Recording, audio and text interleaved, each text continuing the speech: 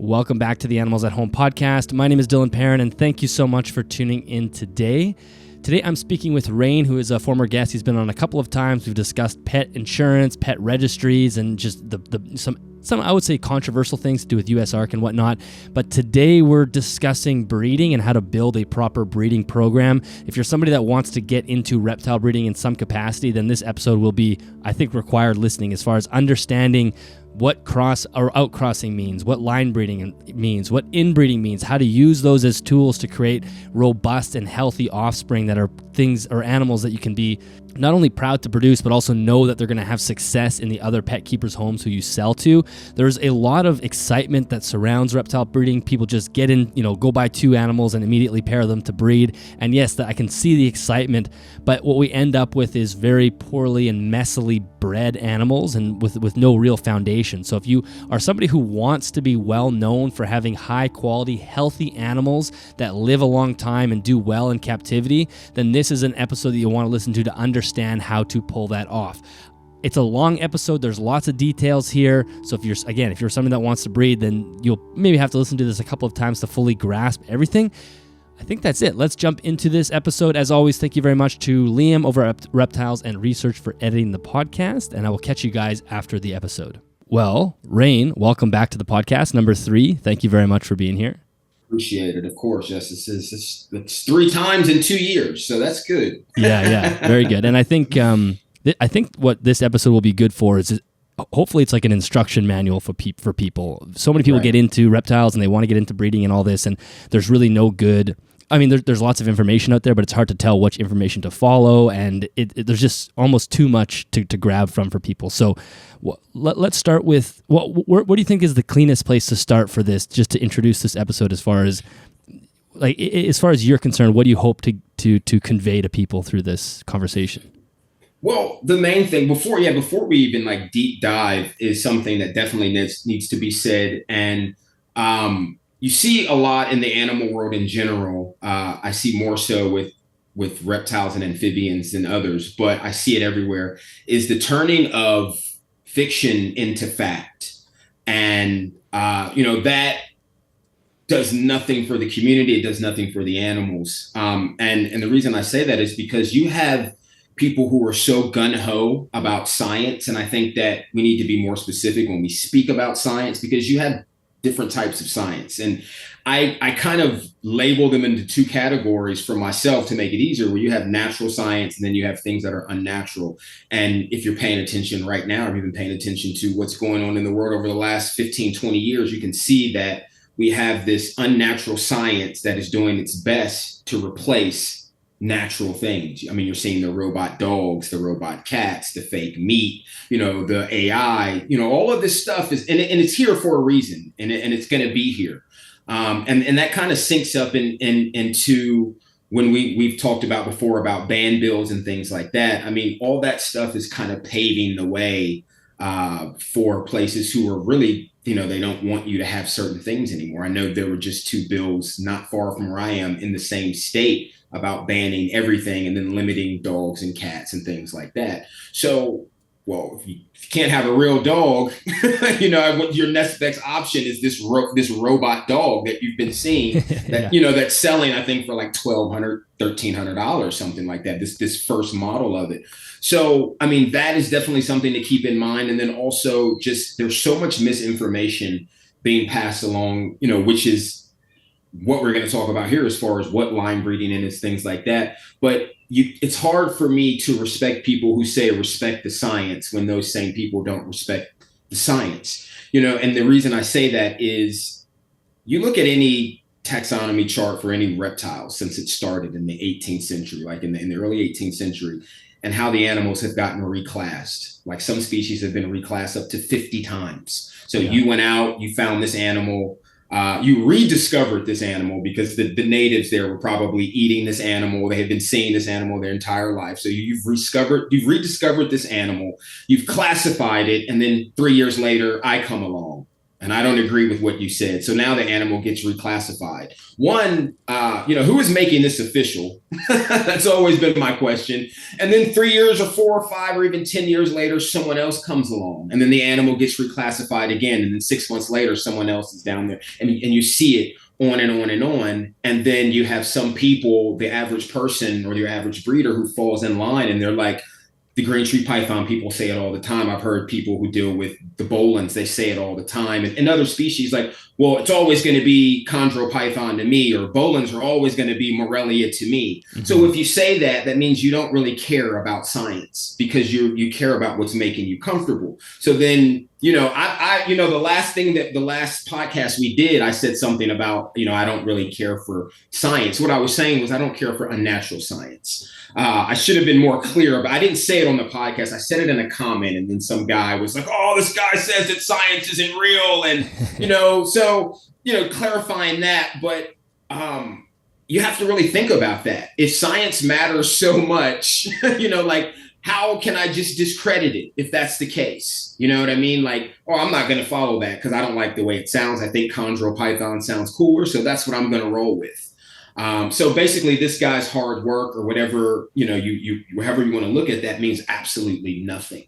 So if we can't get that in line, then you're never going to get line breeding and inbreeding and all these types of creating proper breeding programs will never come to fruition the way that they need to be if you can't even, say I'm about science, but I'm only about science when it works for me. Right. You're either there or you're not. You know what I mean? So I think that we are not looking at the drawbacks of keeping animals in captivity, especially when you start breeding them. It's just all about the benefits, but the benefits are really more leaning towards us than they are toward the animal. I mean, you think about it, everything eats crickets, everything eats mice or rats for the most part. Your average person, the majority are feeding their animals 2 things, crickets and mice or rats, and that's it. And then you have a few people who've branched out. And I know I've shown you some commercials where they popped up recently and it's like, feed multiple prey items. And that's great. We need that, that's awesome. But you can't expect animals to really evolve and ascend if you're dumbing them down to make things easier for you in captivity to breed and to sell them.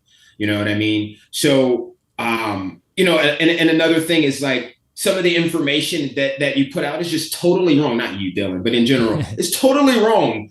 And just logically doesn't make sense, but no one is thinking about it. And I'm just like, how did you not pick up on, okay, again, like the green tree pythons have so many of these things, these aspects that like the eating of the birds. It's such BS when you think about it. They're nocturnal. There's not many birds that are out in Indonesia. So unless they're raiding a nest, which would mean they would go up, but I've seen them in the wild and you can watch videos of them in the wild and they're going down to the forest to get as close to the forest floor as they are without actually getting on it. There's not a lot of birds down there. And most of the birds that are nocturnal in that area are owls and things like that. And there's no tree python on Earth that's going to be eating a full-grown owl. So unless this animal happens upon a nest, to raid it, it's not going to be eating birds. But in hindsight, all animals, all reptiles, I would say snakes. I don't even say all reptiles. Let me not say that. All snakes, for the most part, unless they're specialized feeders, they like birds because it's not something that they get to eat a lot. Right. So, it's just like if you only feed your kid pizza once a month, he's probably going to go crazy on that when he knows that, you know what I mean? Like, oh, it's Pizza Tuesday or whatever. He's going to go crazy because he doesn't get it all the time. So you have this animal that's nocturnal, that descends to the ground to look for prey. And there's always been this rumor since the 70s and 80s of, there were bird eaters. And so we'll use bird. Well, most animals, my cobras eat birds, but he'll also eat a rat. He'll also eat a frog if I throw it. He'll also eat another snake if I throw it in there. Now, I've observed these animals in the wild eating frogs and lizards more so than even, especially the smaller ones, because a baby bird is, I mean, think about this. Baby birds eat worms that are the size of green tree python babies. A green tree python baby, a lot of them can fit on a quarter or a silver dollar. How is that animal even going to eat your average? You know what I mean? So this turning this fiction into fact, if we can't get over that, then this interview, this podcast that we're doing to your average person literally will mean nothing because they're just going to continue to do what they want to do. Well, that reminds me too of, I remember talking to Amy Benzie, who I know you know as well, and one of the theories that you always hear with emerald tree boas is that they're very bird-heavy feeders. White lips long too, teeth. right? Yeah, and when she was down there, she's talking to people who are there all the time and said, no, they actually eat a lot of rodents. I mean, the long teeth are just virtue of just their evolution, but it actually doesn't have, like, there's that theory of the long teeth to get through the plumage of birds. Right. Yeah, they That's will what eat I was birds. told. Right. Yeah, but it's not actually what they do in the wild. More often than not, they're eating mammals or other reptiles. Well, that's what. So, in 1988. I started working in a pet store at 7 years old in Washington, D.C. through the youth programs that my aunt set up. Like basically they got free labor and me and my cousins got paid through the program. So back then, like everything was coming in. And then this is where I saw the first pair of white-lipped pythons I ever saw in my life were in this pet store. And the story that was told to me was that they sit up in the trees. This is what I remember. The guy's name was Mike. I'll never forget because it's the first time I'd ever seen a cobra. First time I'd ever seen, this is like the start of it for me. And he was telling me this fantastic story about how they sit up in the trees and they have these elongated teeth. And, they never know when a bird is going to come by. So they're just so calculating and they're such geniuses and they catch this bird. And that was like not the truth at all. And I've heard stories of people keeping specific animals from specific areas and like putting live birds in there and hoping that they'll catch them. And they like almost never really do, to make the animal seem more just fantastic than it already is. So yeah, for sure. I've heard that and other people have told me that. But as you get older and you read and your brain starts to work, you're just like, well, that doesn't really make sense. If it's a nocturnal animal, like why is it? No, okay, there's no way that's what it really is. But still to this day, you hear some of these stories. So I definitely wanted to start with that because like I was saying, we are definitely dumbing the animals down. And when you dumb an animal down and then when you breed it, you're going to get dumb animals of any kind. I don't care what they are because you're not stimulating them. I mean, our animals are probably the less stimulated. The reptiles are the less stimulated than any other community. I mean, you look at, and we've talked about this before, your ball python breeders or your big commercial breeders, the majority of them do not have big cages like you have in the back or like I have over here. It's these tub systems, these rack systems, and there's no lighting in there. There's very little going on in there at all. And the only time the animal gets light is when you pull it out and you look at it. And the only stimulation it gets is actually sex. That's the only stimulation that it's really getting besides eating a frozen thawed rodent, which is then still dumbing the animal down because it doesn't have to hunt anymore. It doesn't have to think about it. It's just waiting now. It's kind of like when you overtrain a dog and it becomes a robot. So it starts to not be able to think on its own for so much, and it starts to become reliant on its handler. And It's not what you want all the time, especially if someone's robbing you or something like that. You might have a dog that's waiting for a command or a dog that's so used to seeing a man in a suit or a sleeve that he doesn't react. And that happens all the time. I get people hit me up all the time. And they're like, bro, like I took my dog and it did this and then this happened. And I'm like, yeah, that's because that dog has been, it thinks that it's playing a game. It's because you trained it to do a job, but it never got hired.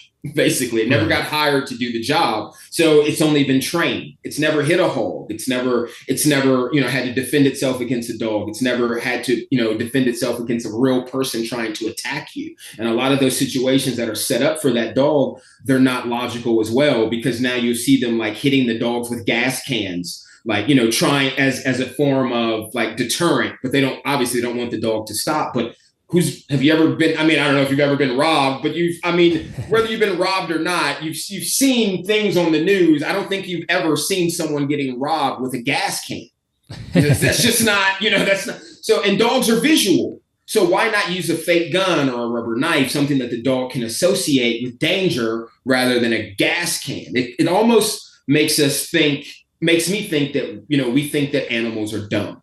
And we're not giving them the credit that they actually deserve when every animal in its own right is a genius, no matter, because nothing dumb lives long. I mean, look at the dodo bird. That's why you don't see it. Nothing dumb lives very long, especially in the wild. So I definitely see a lot of that. And I think that it also comes from, and I hate to say that, to say this, from a kind of a religious aspect for some people, because it says that, you have been given dominion. Well, just because you've been given dominion to dominate over something, that doesn't mean that you're smarter than what you're dominating over. You know what I mean? It's just like, you could know more about swimming than I do. So you're clearly going to dominate that over me, but it doesn't mean that I can't be a better swimmer than you, or maybe that I'm not already a better swimmer than you. I just don't know all the technical terms and, all that stuff. So, Yes. And I think we see a lot of that. We have that beef between the youngers and the older people. They're kind of like, well, we know more than you because you're younger. And that's not true at all. It can be, but it doesn't have to be. And I think we treat the animals the same way. It's like this God or this king aspect that we have, or this mindset where, I'm there's no way that this animal can be bigger or badder than me. So our chest is always puffed out, and we don't treat the animals with the respect that they actually deserve. And if you're not going to treat the animals with that respect, then you're probably not going to really breed them properly, because we know that most people are just kind of looking to get recognition first. It's about, let me feed my ego. That's why you have what is it? I can't remember what he calls it. The new breeder on the block. It's like every time you breed, you get to go on that show. But until you do, you don't get to go there. You don't get your recognition. So that kind of, even for some people who see that, or who are like feeding into social media, like that's a big deal for them. Like, well, I want to get on this guy's show, so I got to breed. Well, the fastest thing for me to do is get some ball pythons or some crested geckos, because it doesn't take much, right? It doesn't take much effort to do that, and all of a sudden you're like the 3,000th ball python breeder on the block. So, but yeah, so that I wanted to start with that first, is that we need to really start giving these animals more credit and more respect. And that also starts with tons of videos you've already made about how we're keeping them, how we're feeding them. I mean, should you get a 20-foot, an animal like a retic that's going to get 20 feet or more, and house it the way you see some of these guys housing these animals in an 8-foot long enclosure, an 8-foot by 2-foot by 2-foot? Like, that's not okay. Mm-hmm. It's okay for quarantine purposes or moving around or things like that, but not temporarily. I mean, not for a permanent home for these animals. So if we can't get past that, what good is a breeding program, a true breeding program? So they are our pets, and we enjoy them as pets, but I think we have a tendency to, like you're saying, distill them down into something that's even simpler than they are. And we're trying to make these cookie cutter, like they only eat crickets, or they only eat this powder, and it just creating and taking away from the fact that they are this incredible wild animal. And yes, they've been bred for years in captivity, but they still have all these intricate and, sort of, to use your words, almost like genius aspects to them. And the more we distill them and cut them down into these very simplistic ways of caring for them, it does in some ways show a lack of respect for the animal. And we're forgetting that, yes, a part of it is enjoying the animal as a pet, but there's that dominion aspect that you talk about that is making it seem like we are their controllers and their bosses, and not really allowing them to flourish like they should. Right. No, yeah, for sure. I heard someone say the other day, they were asked about green tree pythons, and they're like, yeah, they're beautiful, but they're just dumb. They're just so dumb. They're like, and this is someone that, a lot of people kind of look up to for whatever reasons that they do. And, so, if you've got 10, 20,000 people see that short or from a podcast, and, they're going to think the same thing, and so then some people can, well, why would I want a beautiful, dumb animal? So it just sits there. Like, I understand. I kept green tree pythons for 15, 16 years exclusively. So they are, to an extent, they are boring, but dumb, no. And if and this person has only ever dealt or seen these animals in captivity, so he's only can give you his perspective from what he's done with the animals. In nature, if these animals were that dumb, they still wouldn't be there. Exactly. You know what I mean? Because nature is the most vicious and most efficient color of all. It does not care about your feelings. It does not care if you are injured already. It does not care. It does not care about anything. Like, it's survival of the fittest. It is a natural breeding program. You know what I mean? Like, so when we talk about breeds versus species and things like that, and that's definitely something, like I said, I definitely want to bring into play, because people have gotten mad at me about saying certain things, but by definition, we do have breeds of snakes now, and I'll definitely explain that, because by definition we do. If you don't want to admit that, that's on you, but by definition, once you start selective breeding for specific things, it's just like with dogs, Canis familiaris. But that species now has 300 or 400 or 500 different breeds of dogs. Right. And snakes fall into one category, just like that, one scientific category, and then they go into boas, pythons, your colubrids, and all that other stuff, on down the line, and then you have subspecies within the species. But once you take those animals and you try to turn it from green to black, or black to green, or to whatever gene you're zeroing in on, you are now delving into the realm of making breeds. That's just what it is. Yeah. No, I think that's a really good point. So we'll dive into that as well. So why don't we start with one of the terms you'd given me, and I hear you mention all the time, is a project versus a program. Do you want to start with defining those two things? For sure. So let's look at a project first, because that's what we hear in the reptile community the most. In the dog world, you hear program. In the horse world, you hear program. Mainly on farms, you hear programming in dog, and like I said, in dog terms, but reptiles always a project. Well, a project to me is like a model car or building a computer. It's like, I built this laptop and then it's done. That's it. But in order for this thing to run, it needs a program, and the program is ongoing. Like even on your cell phone, you're constantly getting updates to update the program so it can do more and see more and spy on you more, do all that good stuff that it does. Because it's definitely communicating with the other devices in your house. And you take 10, 15 years ago, you weren't seeing that a lot. Like there was some form of communication, but it was very mild. Now you type something, you look at a video on your phone, and then you get on your TV an hour later, and then you see a commercial for it. Totally. You know what I mean? Or YouTube is suggesting a company that has it. So, but that's because of the updating of the program. It's ongoing. Mm-hmm. But the phone or the laptop itself is the project, because the project stops. Like my laptop is a 2015 Mac Air. They don't upgrade it anymore. So it's done. So it's forcing you to get a new model. Right. And that's kind of like forcing yourself, or in a way, or just adding fresh blood to your program. I've got to get something new because I can't get any updates. I've taken this animal as far as I can take it. You know what I mean? So now I got to go and find something new, and that can vary depending on what you're looking for. But a project, by definition, is something that has a beginning and an end, like I said. And for instance, like building an enclosure. You build an enclosure, and when it's done, it's done. That's your project. People, all the time, when you even think of the word project, you don't think of something ongoing, like, I got to find a project for me to do today. You know what I mean? My project was cleaning this room, or moving my cages around, or redoing my cages. And, so now that was my project. That was my beginning, and this is my end.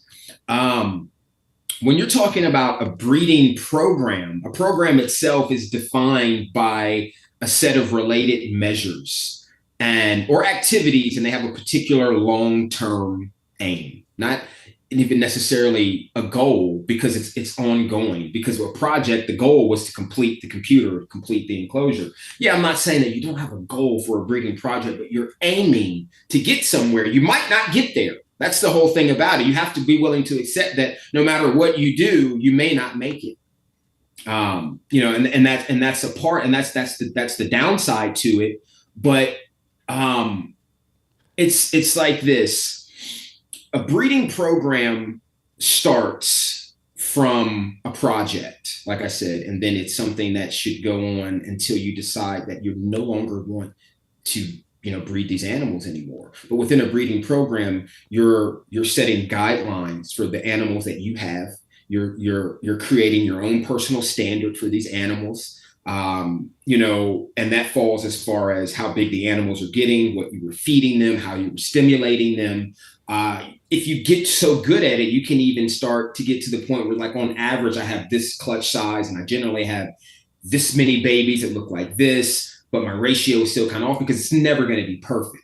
the purpose of a breeding program is to try to get you as close as possible, as many times as possible. But like I said, there's a chance that you may never hit it, or you may get halfway there and then something happens and you were like, man, everything was going good, and then something happens. So can you go back and start over? Some people kind of get discouraged and they're like, I don't know if I want to do that. I've been there before.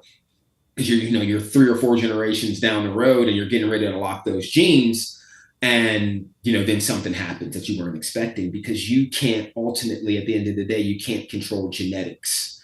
As much as you think that you can make your ratios better, but you're never going to be able to control it 100%.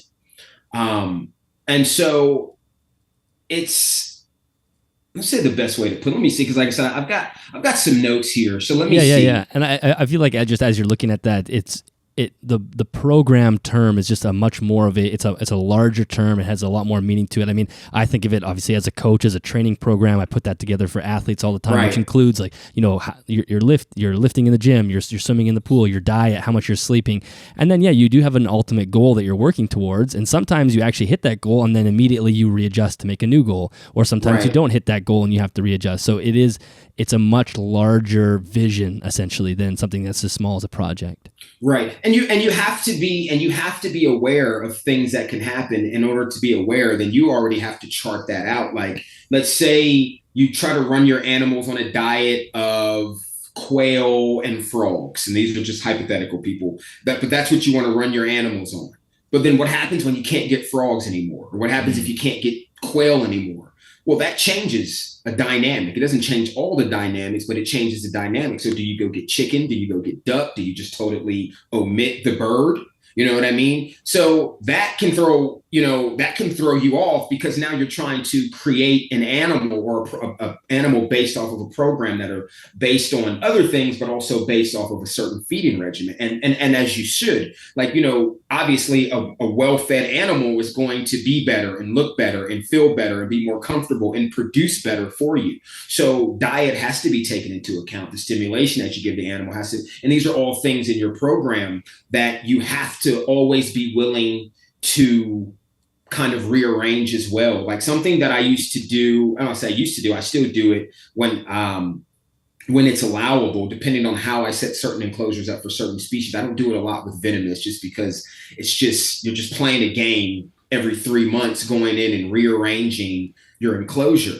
But nature rearranges itself. Like every tree isn't going to be there. Storms come through, things die, things get blown away, they break off, they get cut down. So the animal's habitat is changing. It has no control over it. So something I learned when I was about 14 or 15 is I would start going in and I would start redoing my enclosures like every 3 months. So I would never make anything that was too permanent. And it would never be so far away from what I was doing, but I might take a couple things, take some vines out and add some sticks in place, or whatever the case may be. And I learned a lot. One of the things I learned is some species of animals, they don't tolerate that very well, especially in captivity. I've had animals, arboreal animals that I've put certain things in and then they've grounded themselves. I'm like, wow, why would you do that? Like, so then I take it out and then it goes back up. And I've had animals that are so captive bred that I can't have a lot of stuff in the enclosure. If I put too much stuff in there, they're not comfortable. And then I've had ones, if you don't put enough stuff in there, they're not comfortable. And I think that's why people are having a lot of problems with their ball pythons. There's no stimulation. I mean, like you can sneeze too loud in your ball python room and then nothing wants to eat, for 2 weeks. Like, like, wow, like what, you just ate last week. Now, what happened? And that comes from a lack of stimulation. Like, you are breeding dumb animals at that point in time. So then you have to expect to see dumb things. And it comes from a lack on our part, a lack of ignorance and a lack of not caring, because those things are very different. But that from there, that pretty much takes us to defining, breed versus species. Yes, that's what I was just going to say. I mean, you had already kind of touched on it, but do you want to expand on it? Because that's obviously, we hear about breeds when we're talking about horses and dogs and cats, but as you said, maybe you can start with the definition of breed and let's talk about that when we're talking about domesticated animals, and then we'll talk about how that's different from species and whether or not we can use the term breed in reptile world. Sure. So, I took this. So anyone can go and read this. I like to do that so that anyone who's watching these podcasts can go and say, so that way I'm not just talking out the side of my neck and like this dude's just saying, and showing anything. But, breed is a stock of animals that is not limited to any one group. So that means it can be anything, but have a specific appearance that is usually developed through selective breeding. So that's what a breed is. Now, in nature itself, like I said earlier, it is the best selective breeder because anything that is not strong enough to survive in those conditions, in that habitat, it's not going to make it. Mm-hmm. And that's, nature, doing what so we would be nature in captivity. You know what I mean? Like that's pretty much what it is. Because if you don't put that snake with this snake, they're never going to be able to breed. He's never going to get out of this enclosure, to get into that enclosure, to get with this female or vice versa. So it's like when you're dealing with a breed, and let's start with canines, it comes from specific traits from specific dogs, obviously. Well, actually, not even letting you use the term dog because dog is actually a term that is also being used incorrectly. Dog describes the male and the bitch describes the female. So when you say a dog, you're talking about the male of the canine species. So when you're dealing with canines and how you get certain breeds, especially when you have people developing new breeds from the ground up, if they're using something primitive like a Bardino Mahoero or a Spitz or something like that, or certain types of Mastiffs, no matter what you breed that animal to, you're going to see the Spitz influence. It doesn't matter what you breed it to. On that first outcross, you are going to know, like, that dog's got some Spitz in it, or that dog's got Mahoero in it, or that dog's got this, or that dog's got that. There's no doubt about it. Now, later on down the line, you may lose some of those traits, but you're still going to have certain aspects, like the Presa Canario, for instance. The base dog for that is the Bardino Mahoero.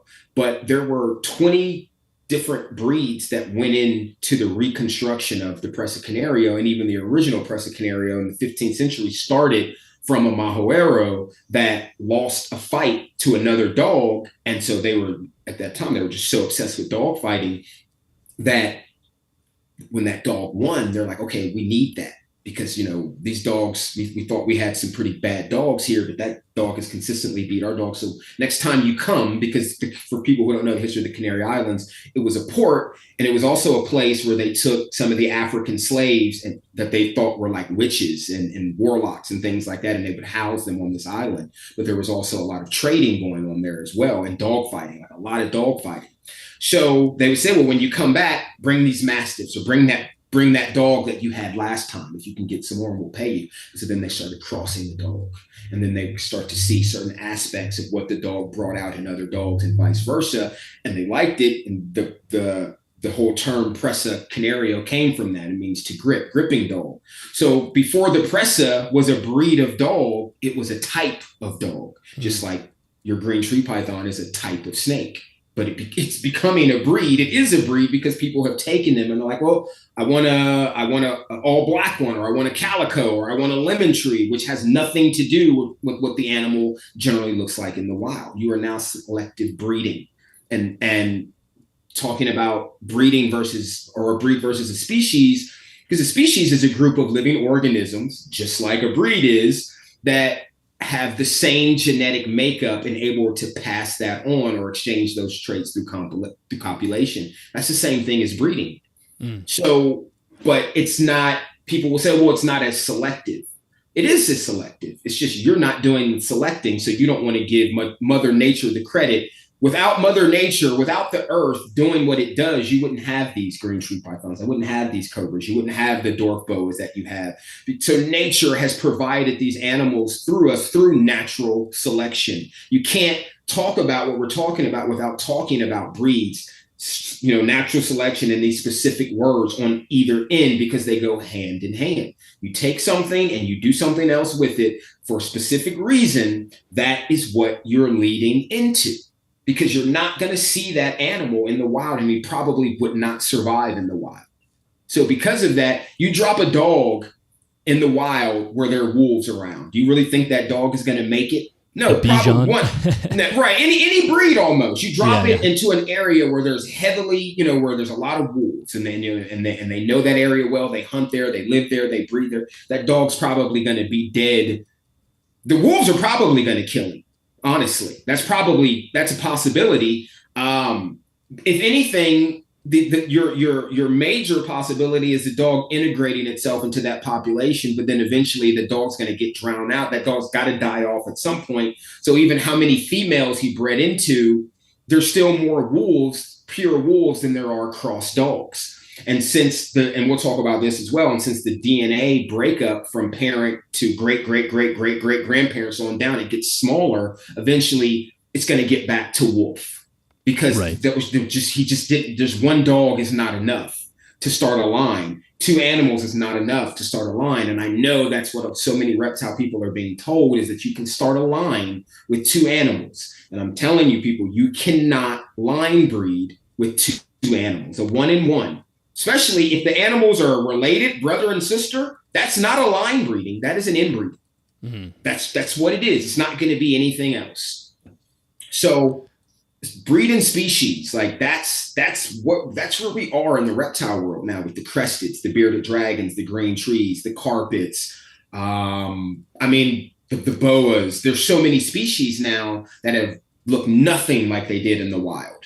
So basically anything that's being bred to look a specific way, we're now into breed territory. The only difference with reptiles is we typically don't have as much ability to change the structure, like the physical structure, besides size. But you're not changing the facial structure or whatever. But the color obviously we have a ton of influence on, and that's what we do. Right. Yeah. I honestly believe that reptiles and amphibians, in my opinion, are like they're at their maximum evolution, or if not close to it. I mean, you look at a dog from the 18th century, even hell, you don't even have to go back that far. You can look at a dog from the 1950s, a bull terrier, and look at a bull terrier now. They look like two different breeds. But you look at a retic from 1800s until now, and that animal looks exactly the same. You know what I mean? So we haven't seen any physical, like you said, any physical variation between these animals, and not even breeding them in captivity. But yes, we are seeing these hypermelanistic animals and these xanthic animals and these albinos, in which we talked about that on our very first podcast. We did this. Those are mutations and disorders. Those are not positive traits. I mean, it's just what it is. You if you look it up, that's what it's going to tell you, that, this is a disorder. I don't know. I've never seen a disorder being defined as something being positive. If someone can show me where it is, then, you know me, I always like to come back in the comments and say, hey, I said that, I was wrong. You know what I mean? And this is what it is. Someone corrected me. So if someone can show me where a disorder, because the word itself means something negative. Otherwise, it wouldn't be a disorder. You know what I mean? So, until I see that, mutations are a disorder. But there is a way to go about it. But because people are like, they want to get on these podcasts so fast, or they want to be the first to do something, or they want to make the money, let's just go ahead and inbreed. I'm going to inbreed. I'm going to do this, that, and the other. And then we have, obviously, we have the guys the gatekeepers, as I like to call them now, who put out the information that also manipulates that. Oh, well, it's fine. You can do it up to 3 times. It seems to be okay. Seems is the key word. Up to 3 times is okay. So yeah. There, as you said, there is an ability to work with these breeds or these morphs or color mutations, however you want to say it, the right way, but quite often it's quickly done the wrong way because people are excited about it. So before we get into this, I want to get into like the definitions of outcross, line breeding, inbreeding, and all that. Another term that I've heard you use, or a phrase that I've heard you use, is the difference between production and reproduction. Yes. Do you want to quickly touch on that before we get into some definitions for folks? Yeah, that's a good one. So, because anybody can produce. Anyone can produce, and people, please go look up the definitions of these words as well. So, don't just take my word for it. But a production is as simple as you get a dog, I get a dog, and we have puppies. We just produced a litter, big deal. It was a nice litter. Reproduction is, you took something, you saw something in that litter, maybe 2 or 3 puppies that were like amazing, and you want to reproduce them. So in order to reproduce those animals, you have to delve into the different types of breeding, or it's never going to happen. It is a fact that from outcrossing, you can never reproduce that animal. He will never reproduce itself. And people have to understand, and then I know in the reptile world, it's more visual than anything. And I think that's where people get away with saying that they reproduce, but you're really not reproducing because you're going just solely off of how the animal looks. Well, when you're breeding animals, you have to be looking at health. You have to be looking at temperament. You have to also be looking at the visual aspects, what kind of substance the animal has, the internal aspects, obviously, like I said, as health. That all goes into breeding. It can't just be about looks. It can't just be, oh, that's a sick ass albino, or that's a sick bumblebee boa. You know what I mean? Or whatever, spider this or spider that, whatever, whatever the mutation may be, because it's more to it than that. And we know that because we've seen it when the animal does the Stevie Wonder, when it's and then superstition, you know what I mean? Like, seriously, that's what it does. Like, why is it doing that? It flipped upside down, or you see the animals, they're born with one eye or no eye, or the brain's out here, or the heart. That comes from poor breeding practices and lack of breeding programs. Dude, I just watched like 10 videos on line breeding yesterday. And 5 of them never even told you what line breeding was. And then the other one's definition was not line breeding.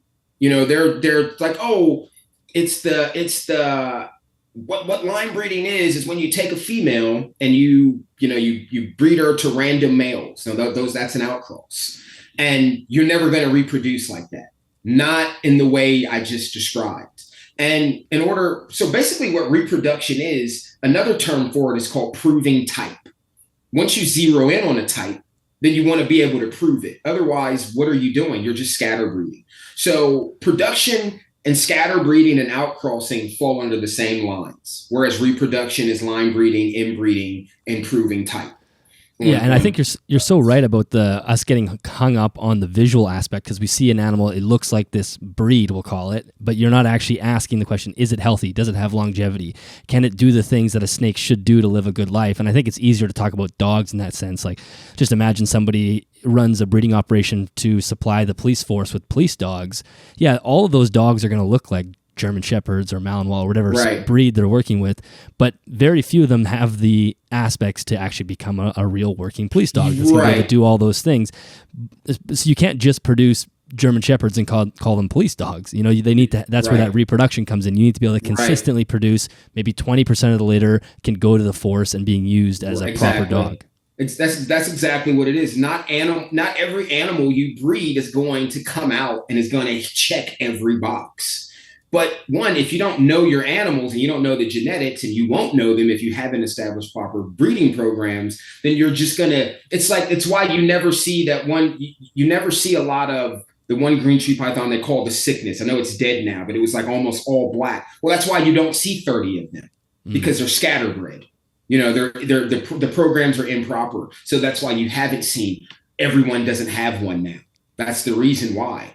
Like, you can, it's like if I take my Presa and I breed him to a female, an outcross female, and I get one dog that looks and acts like him and is healthy, and I take that dog and then I breed it to another unrelated female, I'm lowering my chances of getting him again. And most likely I won't see him in that. I might see a dog that looks like him, but he won't act like him. Or maybe he acts like him, but he doesn't look like him. Or maybe he acts and looks like him, but he's healthy and he dies in 6 months. That's, you don't even know how long your program can go until you see how long your animals can live. It's especially something in the dog world. Like, you can't even really talk about a program if you don't even have a dog that you've produced that's over 5 or 6 years old. That's produced and then reproduced. You can't. But, well, I shouldn't say you can't, because you can, but you shouldn't. But you can do and say what you want. And obviously we see that all the time. But in reality, you're not reproducing. You're just producing a bunch of scatterbred animals. Yes. And you're just like, oh man, these 4 are holdbacks right here. And then 3 of them don't turn out the way that you want. And then come to find out, one of the ones that you sold early on actually turned into the animal you actually wanted because you didn't wait long enough. Yeah. you know.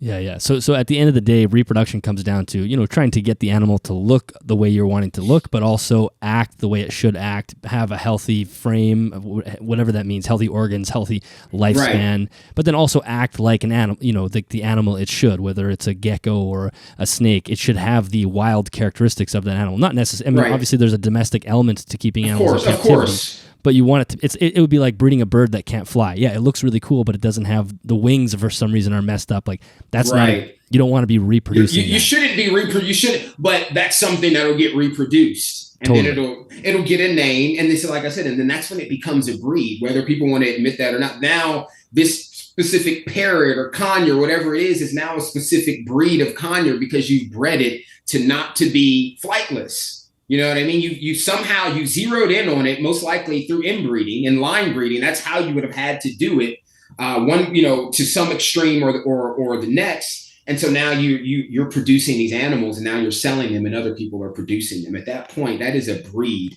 of a specific bird now, yes. Because you have taken things away from it. It's like, when you look at the original canine that started all the dogs, the molosser is one. And there's a few other that are real primitive. Well, there's many types of molossers because you can even classify, when you start reclassifying animals with canines, pugs can be classified as molossers, pit bulls, your poodles, they all, because you have mountain types molosser, you had dogs that were on the lowlands, on the highlands, and these were all labeled as molossers, but through selective breeding, the molosser became the Presa, the Doberman, the Hmong dog, this, you're like, so that's what happens. And it's the same thing.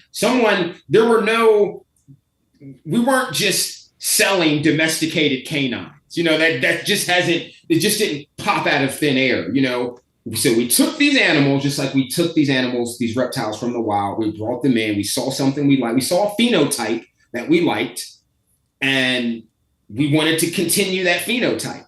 So it's either you're going to do it the right way or not. And then people also must understand that if you have a clutch of 12, every one of those babies is a different phenotype.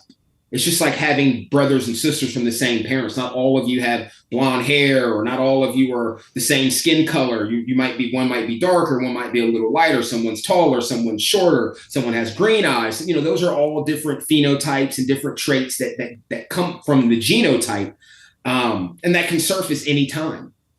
So since humans are scatterbred, with humans, after like this, once you get down to like the 7th and 8th generation, past that, like the DNA, you're almost not even related anymore to your ancestors. It gets to like 0.5%, relation. So right. Anything after, because you're outcrossed, because you married a woman who you're not related to, and then your son will marry a woman he's not related to. And then if he has a daughter, she'll marry a man that he's not related to, and so forth and so forth. And so but with animals, it's different. Obviously, like I said, I guess certain people in certain places might line breed, but it's not something that people are like, oh, that's okay. They're line breeding over there. Yeah. They're locking genes for sure. So if you do that, people are going to talk about you. But with animals, if you want to create these lines, and if you want to get healthier animals and things like that, it's just something that has to be done. But if you want to create a breeding program and say, this is my bloodline, you have to access all 3 types of breedings. In order to access them, you have to know what they are. And so let's go through those. Let's go through those. Okay, so I've got some charts here. I'll start with this one, and this one's going to look a little kooky. So these are a visual. This is what visually, to me, what an outcrossing, a line breeding, and an inbreeding looks like, and I'll explain that. So we have outcrossing and scatterbreeding here. And I have 2 little diagrams. So this one here, this blue line can represent one male or one female. All the lines going into it are unrelated males or females, depending on how you're breeding going into this one animal. This is outcrossing, and this is also scatterbreeding. People in the reptile community think that this is line breeding. This is not line breeding, because there's no, even though all these animals are going into one male or one female, none of them are related. Right. So in order to have a line, at least one animal has to be related on both sides. That's how it is. So here, this is what I would say is an outcrossing. So you're starting with two randoms, a blue and a green, and people just, I only have so many, there are only so many colors you can have. But no, none of these animals are related in this outcrossing and scatterbred chart. So you have this male, he breeds to this female, then he has another, you keep the best male that you think out of that litter, you breed him to a random female from another unrelated litter, and then you keep an animal and you breed it, so it's just, and that's why it's just all over the place. You're never going to get this. You know what I mean? You're never going to. It's like the human example, like you just said. This is right. Like, unless there's some weird stuff going on with some royalty family or whatever. Right. It's just random. You're never going to get what you started with. Because you're going to get so far away from it. Now, your line breeding, we're starting with this, let's just say for argument's sake, this is a male, this green line, and he's being bred into, and I'll show this again and in more detail. And so he's being bred to blue female, red female. So as it goes on, they interconnect, you see the green line comes back because this is where the line breeding occurs. And now if you see on the diagram, all the colors are represented here and it's a line. It doesn't start as a line. Remember, I said it started as a project. So it started as one of these, but you had a thought to it. You're like, well, this is what I need to do. So that's why it starts here and then it comes back and then it just goes as a line.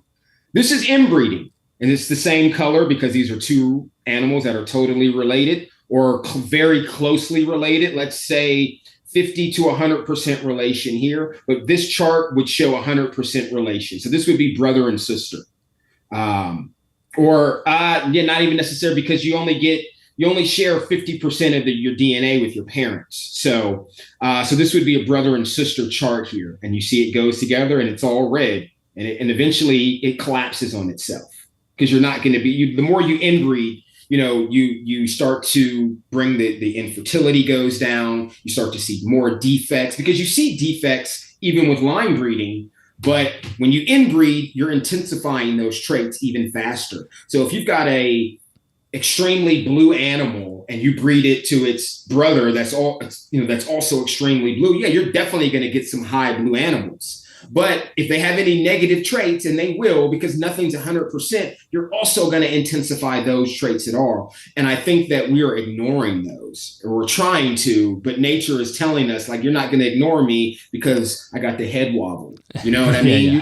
You can't ignore that. You can't ignore a snake that flips upside down. You can't ignore a snake with no eyes or no tongue. Or how do we know? There's other things that we can think about that could be happening that you're not even talking about. Like, yeah, the snake may have a tongue, but what if the Jacobson organ doesn't work? What if the tongue doesn't work?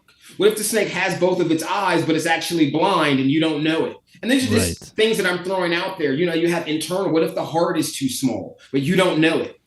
Because you're not doing a panel on these animals to find out what's going on with them, because you're already on to the next mutation. Yeah. It's going to die 20 years early, but you won't know that for 10 more years. Right. You know what I mean? So you don't even know if that's the real longevity of your line, because the animal, you haven't health tested any of these things. So I'm going to show a line breeding exactly how this would go. So line breeding program, and then it's got prove type, because prove type is extremely important. That is the goal of line breeding. If you're not going to prove type, then what are you doing? So we're starting with, for this chart, and this is one way to do it. This is not the only way to do it, but we're starting with a 1.2. So we've got a male and two unrelated females. All these animals are unrelated. So we have the male who's being bred, male 1 being bred into female 1 and female 2. And so then they have a clutch, right? So let's say we keep the best 1 and 1 from each clutch, 1 male, 1 female from each clutch. These animals, they have the same father, but that's it. That's not a line breeding. That's still an outcross. Here within the brackets, so we took the best that we saw that best represented all three of these animals. So that's the most important thing, is you're using 3 animals. So I would hope that you're trying to reproduce all 3 of those animals in a sense, maybe even if it's the male more than the females, but you would obviously want to be breeding the best male you found to the best 2 females. You chose those animals for a reason. Right, you chose them for a reason. So You take the best two, you breed them together. That is your first line. That is now a line breeding, and that's what's in brackets. And you can see I have the colors. You see how now it's just red and green, and then it's blue and red. So now you've got all three colors, blue, red, and green, blue, red, and green. You could inbreed those animals if you wanted to, but you're locking genes pretty early. And I mean, that's pretty close for an inbreeding, but you could do that. But what would make sense would be to take the male to the females and take the females to the males. So now you're going to add more blue here for this female, this blue female, and then you're going to add more of the green female in this line, and then the male is going into both of these lines. So I hope people can see that. So the male's line is a little bit longer. Wherever you have bred back to, if it's related, so if you've got green here and green here, you're going to have a female or males that resemble that female, and vice versa down the line. So these animals that come from this, because this is your first generation, second generation, third generation, your fourth generation, these animals are now locked genes. These are the animals that you need to prove type. And let's say we took a 3 and 3 from each clutch, and I have it here written here, liked. And Dylan, like I said, if he has to, I will send him this picture, and as I'm talking, he will put it up, depending on how it looks, so that way you guys can stop and look at it some more. So we took 3 and 3 from every one of those breedings, right? Now, this is where you're going to outcross, because in order to prove type, you have to outcross in order to see if you actually lock those genes. So when I breed these 3 or any one of these animals to any outcross males or females, I'm trying to get 35 to 50% of my animals to look like my locked gene animals to an outcross male or female. If I can get that, then I know that I am reproducing and I have proven type. Now, ideally, you would want to do this male to 2 unrelated females. You could do this 10, 20, 30, 40, 50, 100 times. And you'd have 10 lines, 20 lines, 30 lines, 40 lines. However many times you do it is an individual line. Ultimately, you could take all of those lines. Let's say you did five charts like this, you could start to breed those animals together if you wanted to.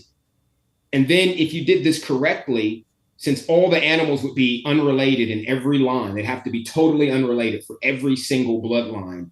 You could ultimately start bloodlines within those bloodlines. So because you obviously, like we said, you chose those animals, these other lines for a specific reason. So why not interbreed them? Because that's going to up your ratio. So I've got line 1 and line 2. I like them both. I'm happy. I proved type. Well, if I breed them together, I'm only going to get more of each of those. I might get one oddball. Let's say I have 7 in a clutch. I get 3 that resemble line 1, 3 that resemble line 2, and then I get an oddball in there. That's great. You know what I mean? That's awesome. That's what you want. But now you have your own bloodlines. This is how you create your bloodlines. If you're not doing this, and you could do two males into one female. You don't have to do it this way. There are many variations of this, but until you make an effort or a breeding where the animals have at least one relative in common, you have not line bred. And so down here, I talk about the DNA from the parents, where you're getting 50% of DNA from your parents, and the other 50% is coming from 4 generations of grandparents. So 25% from your grandparents, 15% from your great-grandparents, and then this one is 12% from your great-great-grandparents, and then 6% all the way on down to 0.5%. So the more you do, you actually can start to lose. So you have to be able to keep track of what you're doing. And if you don't know your animals, or you haven't been really keeping track, then you're going to lose your program. It's going to collapse on itself. So here I detailed that a little bit more, a DNA breakdown for inbreeding. I mean, this is a chart that I use for inbreeding.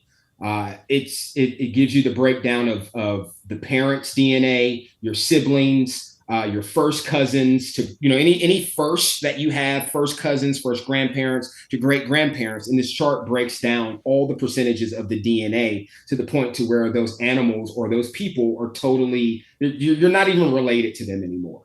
Like it's just so far gone. You can't even talk about those people. So what you also have to keep in mind is your COI, which is your coefficient of inbreeding. And that's something that you have to calculate on your own based off how you breed. There's dog registries that some of them do it for you. They have like a calculator, or they'll have it if you go to their database and you put your dog's name in, and it will search for all the dogs that might be related, and it'll say you have this percentage of chance of inbreeding if you get a dog from these people. But if you own all the animals with reptiles, it's a lot easier because you can house more animals, more comfortably than you can house a ton of dogs. Then you should know what animals you should know. If I breed him to him, it's going to be too close. So I'm going to take this male to this female over here. They're cousins, so it's only 25%, or it's only 12%. Or so if I breed it back to the grandfather, I'm only giving them 6% of this DNA. Mm-hmm. So if you have a charts like that, then you can even understand what you're doing.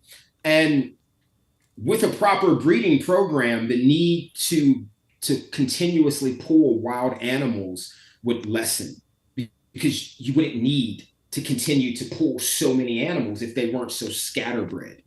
And then if you knew how healthy they were, because you can breed an animal once and then it dies.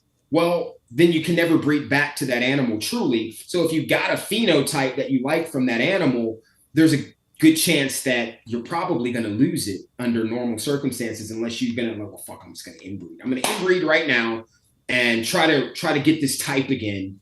And then you're kind of playing a game. Like I saw a guy on a ball python breeder was talking about it, and that's pretty much what he said. He's like, we hope that happens. We hope to get this gene, because what he was talking about was an open inbreeding, and it was an outcross to a female. He's like, well, I kept this female because I liked the way she looked and she had this gene.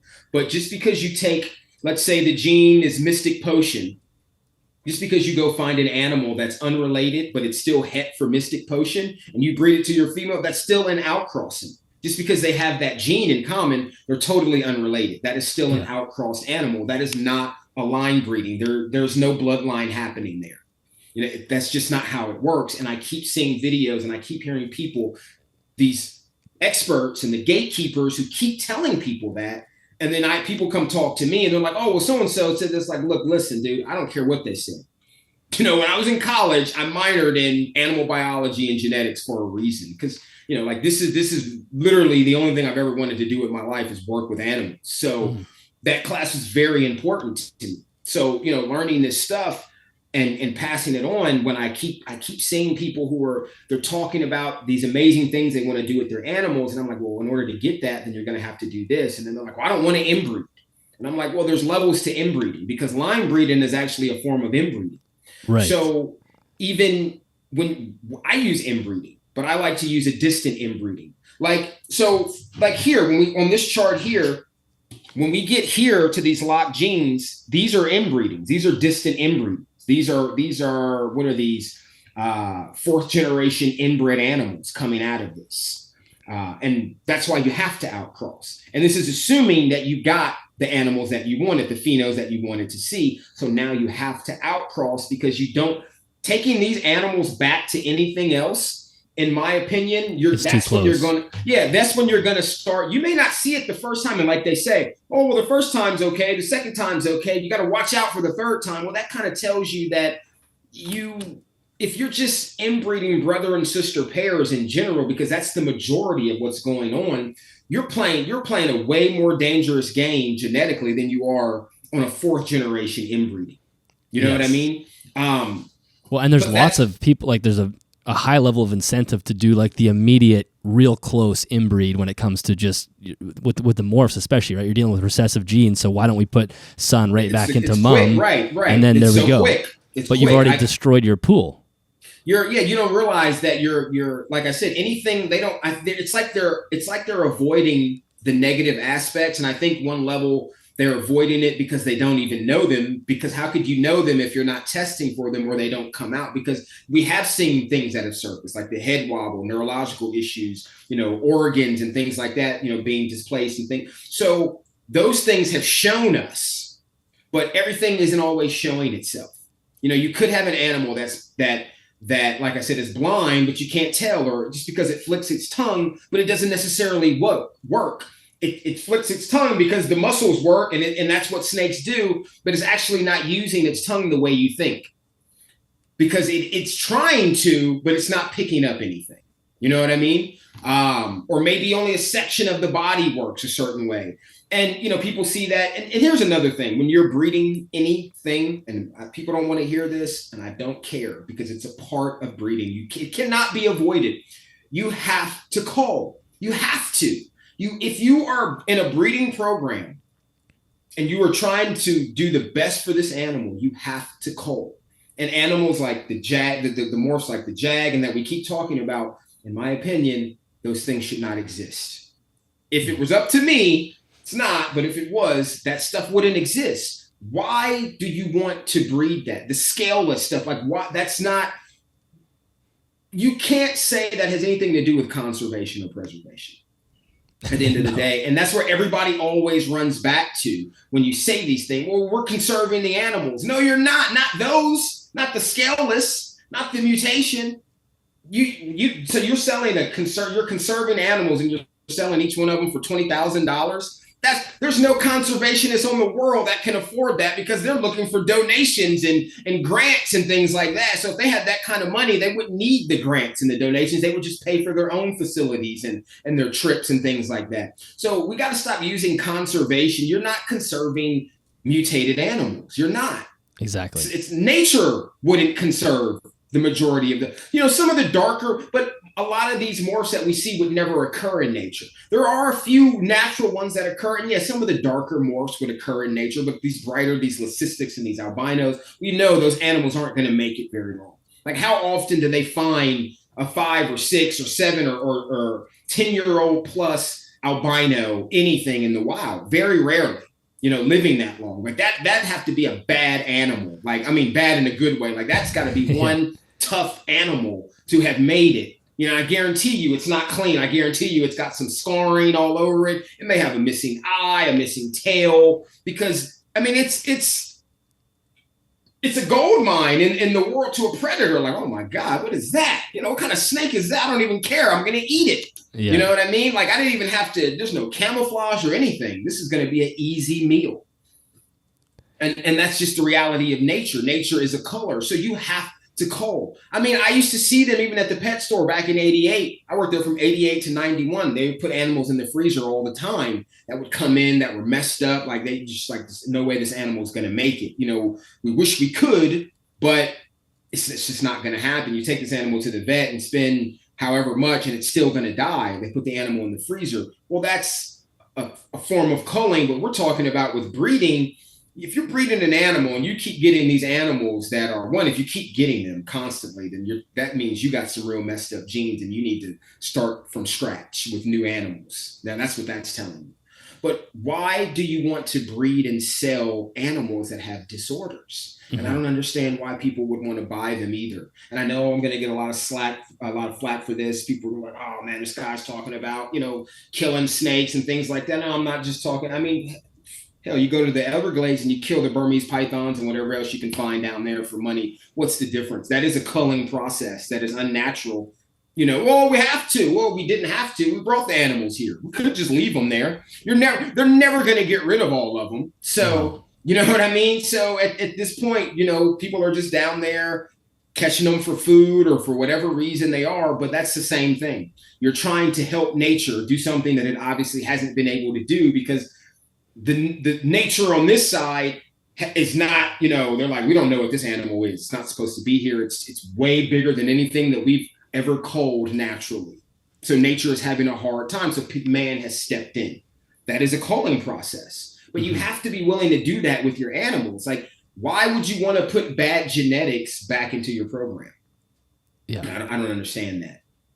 Yeah, exactly. I mean, I think there's probably that's probably one of those things that people don't talk about a lot, but they actually end up doing. You have animals that just I'm genetically sure they good, so do. I know they do. Yeah. You know, they euthanize them on their own. You know, whether they take them to the vet or cut their heads off or whatever it is to a lot of those animals are going to die a horrible death anyway, and it doesn't make sense to include them in any sort of breeding program. But also, like, one of the things that Rebecca from Dragoon Gecko does when she has a clutch of geckos, and she culls, but not calling in the way that she's killing, because you could produce a litter of animals that there are healthy animals, but they're not going to fit in your program. Yeah, that's soft call. You can definitely soft call animals. Yes, so they just go to pet homes. Right. And see, but the only issue with the reptiles and the soft culling is you can't fix an animal. Whereas in the dog world, they will say, well, if you sold that animal, then you agreed that animal can be bred. Unless you fixed it or got it neutered before you sold it. Because if I have an animal where I'm like, man, this dog is just way too aggressive, or this dog is just way too soft, for this, what the standard car is for, like this dog, there's no way this dog is ever going to be a catch dog. He's never going to catch a hog. He's going to die out there. But he's a beautiful dog. He's healthy. He's just not going to catch. Soft call that dog. That dog could possibly be bred on a line if someone wanted that type of temperament. But if I'm specifically breeding hog dogs, I'm probably going to fix that dog, and then after a year, sell it as a pet, and then sell it to someone, or even give it away to someone as a pet. So in the reptile world, you can do that, but there's nothing to stop that person from waking up one day. You know what?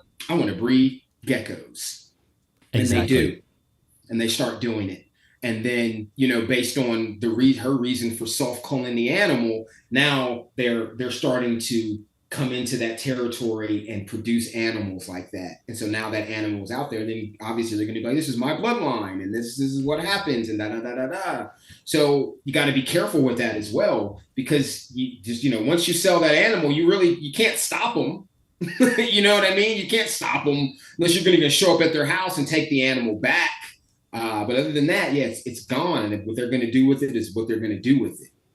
Yes, yeah, and that is a side to breeding in captivity, is that you're going to deal with animals that really shouldn't exist in a way. I mean, that's kind of a harsh way of putting it, but when you breed animals, not every animal needs to continue and perpetuate, and it can be a hard reality for some people to swallow. As far as you have this connection with them. Oh, there's a nice litter here. Every animal is valuable, but we know how much overproduction has happened. How these rescues are full of animals that have been overbred and overproduced, and there was no calling that happened at the instant that the animals were hatched out of the egg or born. And now there's somebody else's problem. 5 years later, there's a rescue that's barely making it by financially because they're trying to deal with all the collateral damage of animals that probably should have been called in the first place. Right. Well, I mean, we also see a lot of influencers on YouTube, especially mainly dealing with the morphs. When they're doing their videos and they're hatching out all their eggs, and they'll hatch out all the dead ones. And sometimes they don't even hit their goal. Like, oh, did we hit it? Did we get the super pied boogaloo shrimp, retic, whatever? And they're like, oh, we didn't get it this time. You know what I mean? So even then, sometimes with inbreeding, you still don't get what you want, but you always seem to come back later on, and then there would be something wrong with one of the animals in the clutch, or two of the animals in the clutch, or or like I said, they're born dead, or within an hour they're dead, like Lucy to Lucy in some species. Like, you breed them together and nothing happens, but you get a clutch of dead eggs, and people continuously keep trying to do it. And so people are like, oh, no, they don't. How do you know? You don't know what they're doing in their house. Like, people, it's just like, some people will say, I don't cull. They watch this video like, oh, I would never do that, and they're doing it. Because, online, anybody can say anything these days. Mm-hmm. And there are definitely people who are, and they just don't want you to know about it because they don't want to be looked at a certain way. And that's another thing, is like the image. Are you breeding animals, or are you worried about what someone thinks about you? Because this is a part of breeding. You're not doing anything out of the norm. I'm not making this up. I'm not saying something that, we're not, me and Dylan we didn't just come up with this podcast from thin air. Like, we're going to make up a bunch of random words and terms. Like, this is how it goes. And if you're not willing to take all the steps, then in my opinion, stop breeding animals. Stop saying you're a breeder, because most people don't have bloodlines, not real ones. If your goal is to make interesting looking, healthy, robust animals, culling is a part of that process. It's just as simple as it goes. Yeah, there's no way around it. I wish we did have different measures where maybe you could, neuter or spay a snake. I don't know what it would be called for reptiles, but just to fix an animal for that sense, so that way, yes, someone could enjoy that animal as a pet, but not to be bred. It's pretty bad when you can look online. There's a few videos I've seen them, and they have like, and I think we've talked about this before, and they have levels to the neurological issues for the JAG, and it's like a level 1 through a level 5. Well, if you can do that, that tells you right there that's. I mean, do I really have to even explain that? Like, come on, man. Like, what? Why? So the minute I saw that in my animals, I'm like, okay, let me keep an eye on this, and then if I see it again, okay, then something's not right. So I got to try to figure out which animal. But in order to do what we're talking about, it takes a long time. Like this chart right here, this chart takes about 12 years to do. You really think these people want to wait 12 years to do that? The average, and let me not even say the average, but let me say the average person who is trying to feed their ego and be out here and say that I'm a breeder, I'm going to get on all these podcasts and I'm selling animals. The loudmouths, the average loudmouth is not going to do this because they say, and this is, something else that kind of goes hand in hand with this. Who really knows how you say, oh, your average reptile, they're saying they can be bred around 3 or 4 years old. Okay, well, a 14-year-old girl can have a kid, but that doesn't mean that she should. You know what I mean? So who's to say that 3 years or 4 years is the real age of maturity for these animals? I haven't seen anything talking about that. And I know we've had short conversations about it. Who has determined that? That's just come from that. To me, that's another one of these fiction turned to fact things. No one, I don't see any books written on that. And then, like I said, people, if there are, please let me know. Because Dylan can tell you, I got a lot of books. Yeah, you do. I have a lot of books. Books you've never even heard of, and books books you've never seen. I got a lot of books. And I'm all about information. And I have yet to see anyone talk about what, real maturity levels are. Like, are you testing the testosterone levels, or, where is this coming from? It's just, oh, well, it happened at 3.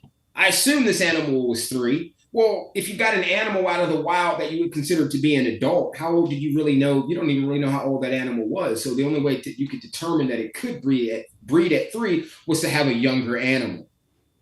One that you would know, like this animal's probably less than a year old. So in about 2 years, 2.5 years, we'll say it's 3.5 years old, and we'll try to breed it and it worked. But like I said, teenagers can get each other pregnant. It doesn't mean that they should. And there can be complications with that because the female body is not developed. More so, the male doesn't carry anything. You know what I mean? Yeah. And it's also even talking about like, are there heat cycles with female reptiles? Because no male animal goes into heat ever. Men, we're ready to go any point in time. If the female's ready, we're ready. You know what I mean? And I've had instances working with scrub pythons and cobras and green tree pythons where I did not cycle the males, and I put them with a cycled female, and they went to town. Yeah. But everyone is like, oh, you got to cycle your female. What you also have to understand is, and I'm bringing up all these points is because everything that you do with your animals, from how you feed them, how you breed them, how you treat them, everything you do goes into the RNA of the animal. And if people who don't understand how RNA, to keep it simple, RNA is like a template that stores memories. That's why, like, people have seen me out, like, walking, who've known me in certain places, like back home, and they're like, man, I thought you were your dad. You walk just like him. Or like everyone on my dad's side, like, we love chocolate and peanut butter. I mean, like, a lot of people like chocolate and peanut butter, but you've got this whole line of people that like chocolate and peanut butter. And it's to the point where we will take chocolate and peanut butter separately and put it together. Like, that's how much we like chocolate. It's not just going to get a Reese's from the store. Like, no, that's not it. It's, let me get some chocolate, some good chocolate and some good peanut butter. And me, I like to put ice cream in the middle. So, but you have these things that are definitely passed on, like your walk, but it's also about your memory. People have even said, like, man, you talk, like, even your demeanor, your delivery is kind of like your dad. But the crazy thing is I've probably seen my dad 5 times in my life. So I didn't grow up with him, and I didn't grow up with my mom. I grew up with my mom's sister. So even then, that shows you how strong genetics can be, but it doesn't say that you can't steer away from that, because I live a totally different lifestyle than the rest of my cousins and my siblings. Like, you would think that we have nothing in common, like, at all. We have a few things in common. But man, you guys are like day and night, because, they went to public school. I went to private school. They lived in the Midwest, most of them, or on the West Coast. I lived on the East Coast. So all that equates. And then when you have children, everything you did from the time you were born until the time you have that child, and depending on the age of the mother, all that goes into the child. And then everything from both sides, from the grandparents, like we said, we broke down the DNA all the way down to your great grandparents, which is like 1.5% of their DNA. So you can pull even from that 1.5%. You might have red hair, but no one has had red hair in, like 5 generations, and that's coming. They're like, oh, that come from old Ed. You had Ed in front of your great, he had red hair, on your mom's side, but way back. So we have to keep that in mind. Everything you can definitely breed animals to have a taste for certain things, because you're constantly putting it in the RNA. And so you can't have DNA without RNA, just like you can't have phenos without genomes. Genotype makes phenotypes. That's just what it is. So keep that in mind, people. It's like the RNA becomes physical, and then the DNA, the genomes are what's going to determine. You're going to see your hair, your eye color, the height. You've got your what is it? The polygenic traits, and then the other one I'm having a brain for, starts with an M. The Mendelian traits. Yes, yeah. That you're going to see, and the more you line breed, the more you're going to see those traits. So, right. That's the whole goal, is to get as close as possible to these animals. And then keeping in mind that you could be pulling other unwanted traits out as well when you start to get right. You're going to get, and always going to get an odd animal. It may only happen once. Yes, you know what I mean? Or it may happen like you hear things like, oh, it skips a generation. We hear that all the time. We also hear, I don't know if I talked about this on one of the podcasts that we did, or if this was another podcast I did, but so my first year in public school, I went to school with a white girl and a black guy, right? Now, I didn't know anything about them other than what I just told you. One was in my biology class, another one was in my economics class. And the white girl's biological parents were darker than me. And the black guy's biological parents were your complexion. And so no one knew this, but the biology teacher knew it. And so what he did was he had the parents of the kids come in with DNA tests that they took that were dated in birth certificates to show, like how genes really work and how we're all related, and we come, and so I was amazed. Like, I was like, wow, like I'd have never known. I'm like, man, your mama white. You know what I mean? Like, man, you look African. But it stays in the genetics, right? That can happen, and I forget the exact term for that. There is a term for that. I can't remember what he called it. It was so long ago. But I was just amazed by that. And he's like, yeah, you never know what can happen. He's like, but they also had other siblings who you would never think that they were siblings, because they just look like a regular white guy. And this guy over here looks like a regular black guy. The brother and sister look like the parents. Mm-hmm. So you would have never, you're like, oh, so your mom adopted. Like, nah, we're blood related. You know what I mean? So you always are going to have to think about the anomalies and what they could possibly be. But if you don't know enough about your animals, especially if you're starting with totally outcrossed animals, so I sent you that picture. I don't know, this would probably be when you could probably insert it, but it's a pedigree from green tree python that I bought. Now, this animal was sold to be line bred, but the pedigree of the animal clearly is scatterbred. Because you've got like 6 or 7 animals that are unknown, a few animals that are from the wild. None of them are related. There's no line breeding. There's no inbreedings happening. They're all, not that I can tell based off how the pedigree was sent to me. It is a pedigree. It is detailed. It does show me what happened. Not that I could ever repeat that, but I didn't see any inbreeding going on.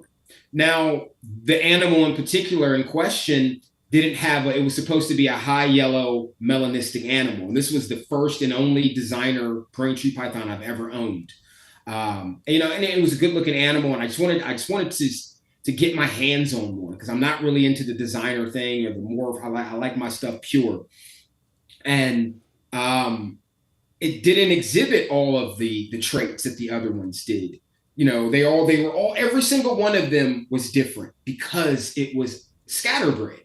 So there wasn't 4 that looked very similar that had the same amount of melanin, or there wasn't 3 that had the same amount of yellow. They all had varying amounts. And so if you continue to breed like that, you're never going to get what you want. You might hit it every now and then. Another problem with certain animals is certain species of snakes. I'm going to say animals, certain species of snakes is they're so mutated that someone like me who doesn't want those animals, like with my monocle cobras, or they're so mutated or they're so inbred. So either monocle cobras, I do see black neck spitters coming in from the wild every now and then, but I've really been wanting some red spitters, and I've just been so hesitant to do it. I could have had them 1,000 times over, but they're so inbred.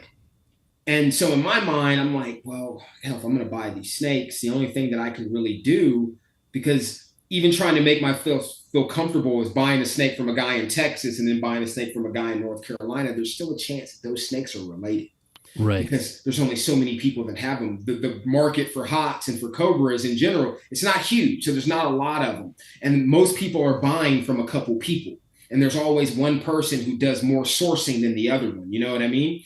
So just because I get one from over here and I get one from over here, I do that to try to make myself feel comfortable, but I still have to come, to the realization that these animals could very well be related, and I don't know how.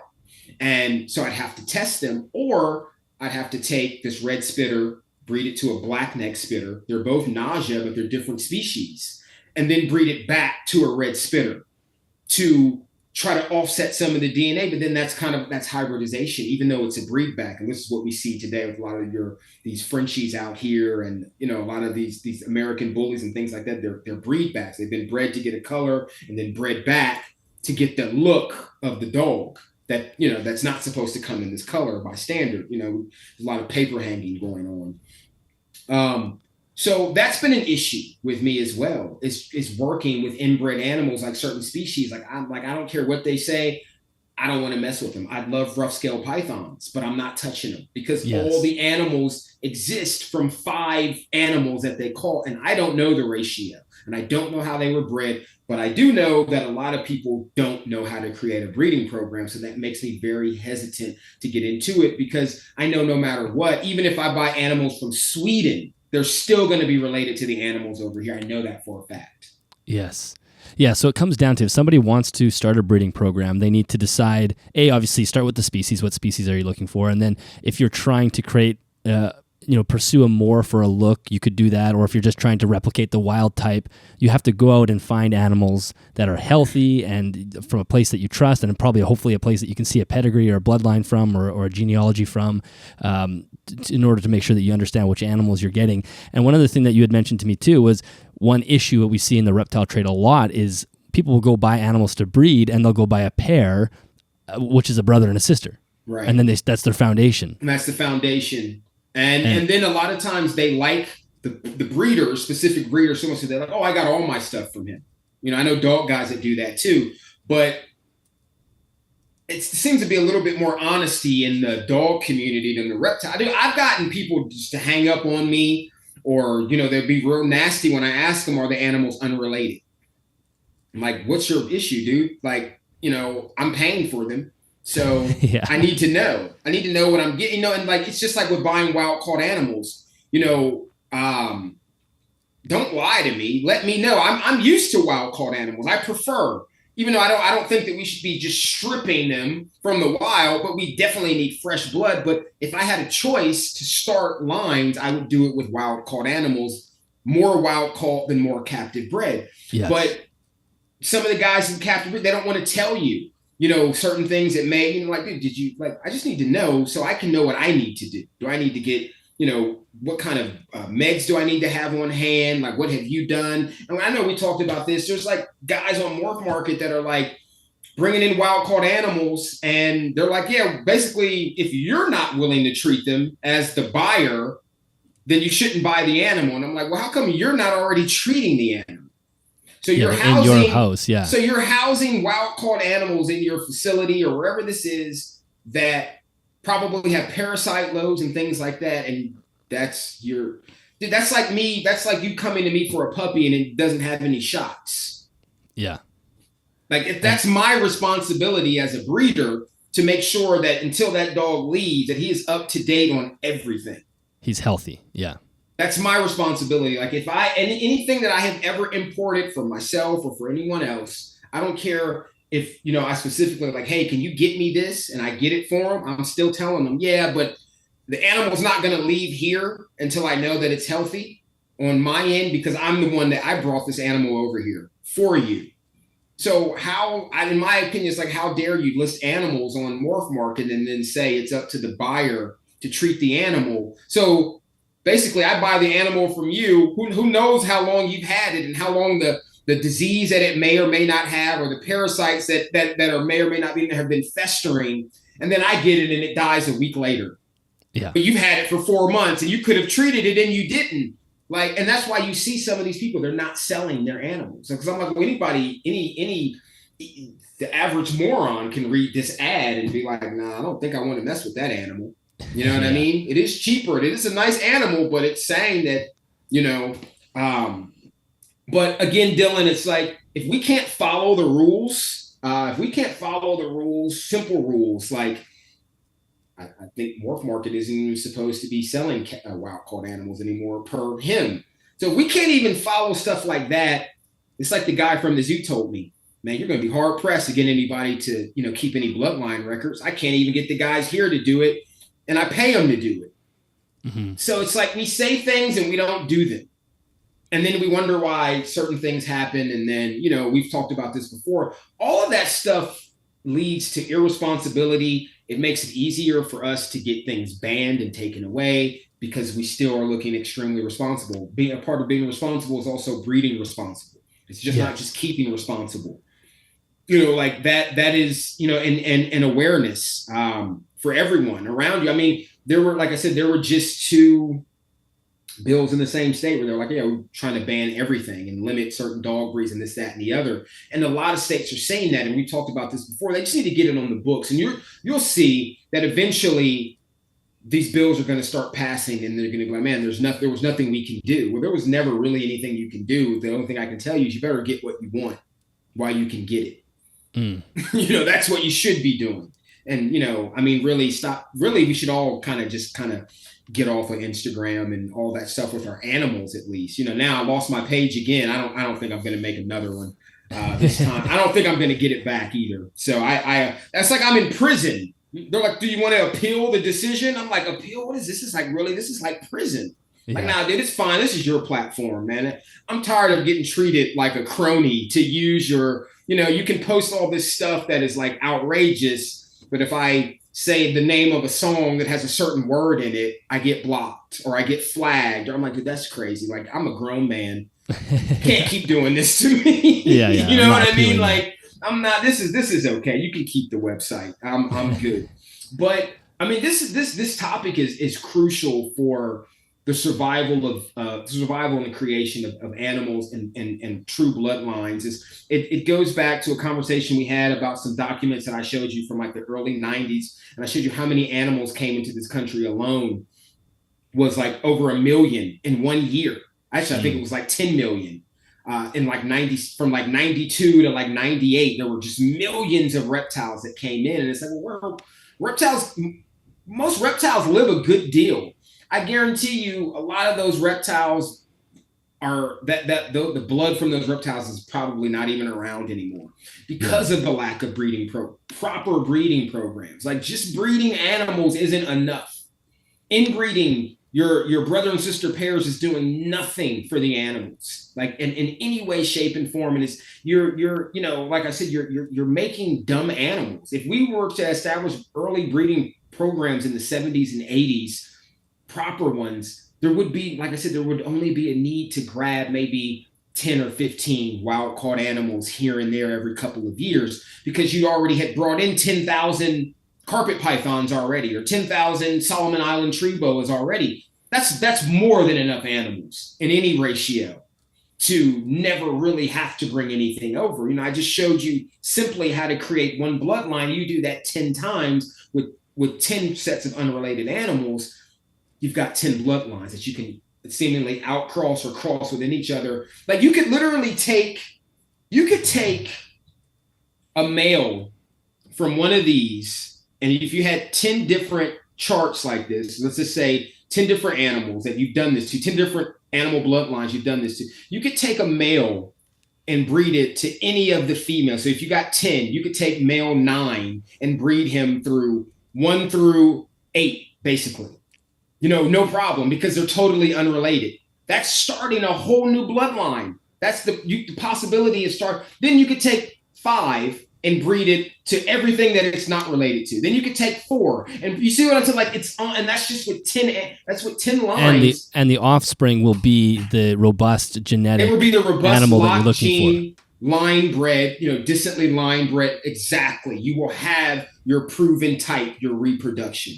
You'll have what you started with initially in a better form, and you will know way more about the animal and how the genetics actually work. So you'll know what to look for on an outcross. Because every time you cross in an outcross, you take one male and you cross him with 5 females. Each one of those females has different genes. Right. So you're going to get different stuff. Like I said, you may get it's like I think in the first podcast we did, I talked about this Presa Canario that came over. I got to see him in person in like 2001 at the Arbor Classic in DC. His name was Jakar. Awesome dog. I mean, awesome. Still one of the best visually looking Presa Canarios to this day. Awesome, dark black brindle.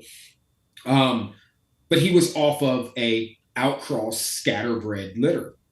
And so he was never able to reproduce himself because he had been studded out.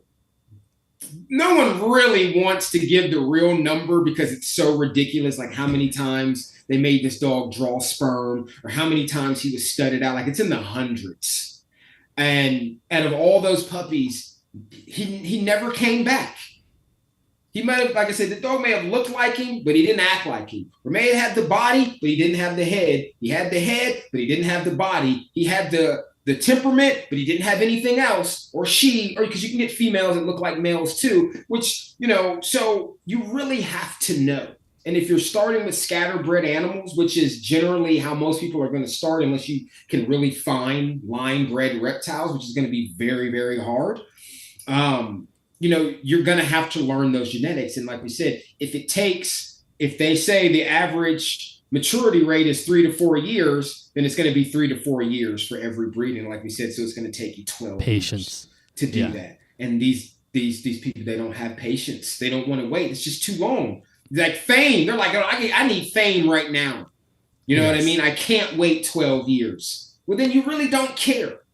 Because after 12 years, then things are a lot easier for you. That's the whole purpose of having the patience to get there. You can be confident with the animals you're producing. Right, because now, no matter what I breed this to, I know I'm going to get animals that have this influence from this, whatever this animal is, or whatever I name this animal, whatever specific genes. But you cannot line breed based off of one gene. And that's what I keep hearing a lot of reptile people saying is, oh, this gene, you cannot. It does not work that way. One gene does not equate to the health. And they're talking about a visual gene. So, okay, so you keep getting this gene, but the animals aren't healthy. I don't want that. And it's like, how often do you go to someone's page in the reptile community and they say, and they even advertise having healthy animals? I don't ever see that. Yeah. I rarely see people say I have healthy crested geckos, or I have healthy this, I have healthy that, I have this, I have that. Like it's just, crested gecko breeder since link to podcasts, like, you know what I mean? Like, and that's it. So am I to assume that the animals are healthy? And then when you question them, like I have a friend who just bought an animal from someone, and they asked him about a specific testing, and the person kind of got offended. And I'm like, well, you just paid $2,000 for that animal. Like, I would have been asking the same question too, which is why I told you to ask the question. He's like, oh, no, don't worry. I haven't tested, but I know on the back end, they're clean. So really, you don't know. because there has never been a test. We're talking about Nido. So there has never been a Nido test. But you're saying it, so you don't know if you have carriers or not. Maybe your animals are clean, but you don't know for sure because you've never done the testing.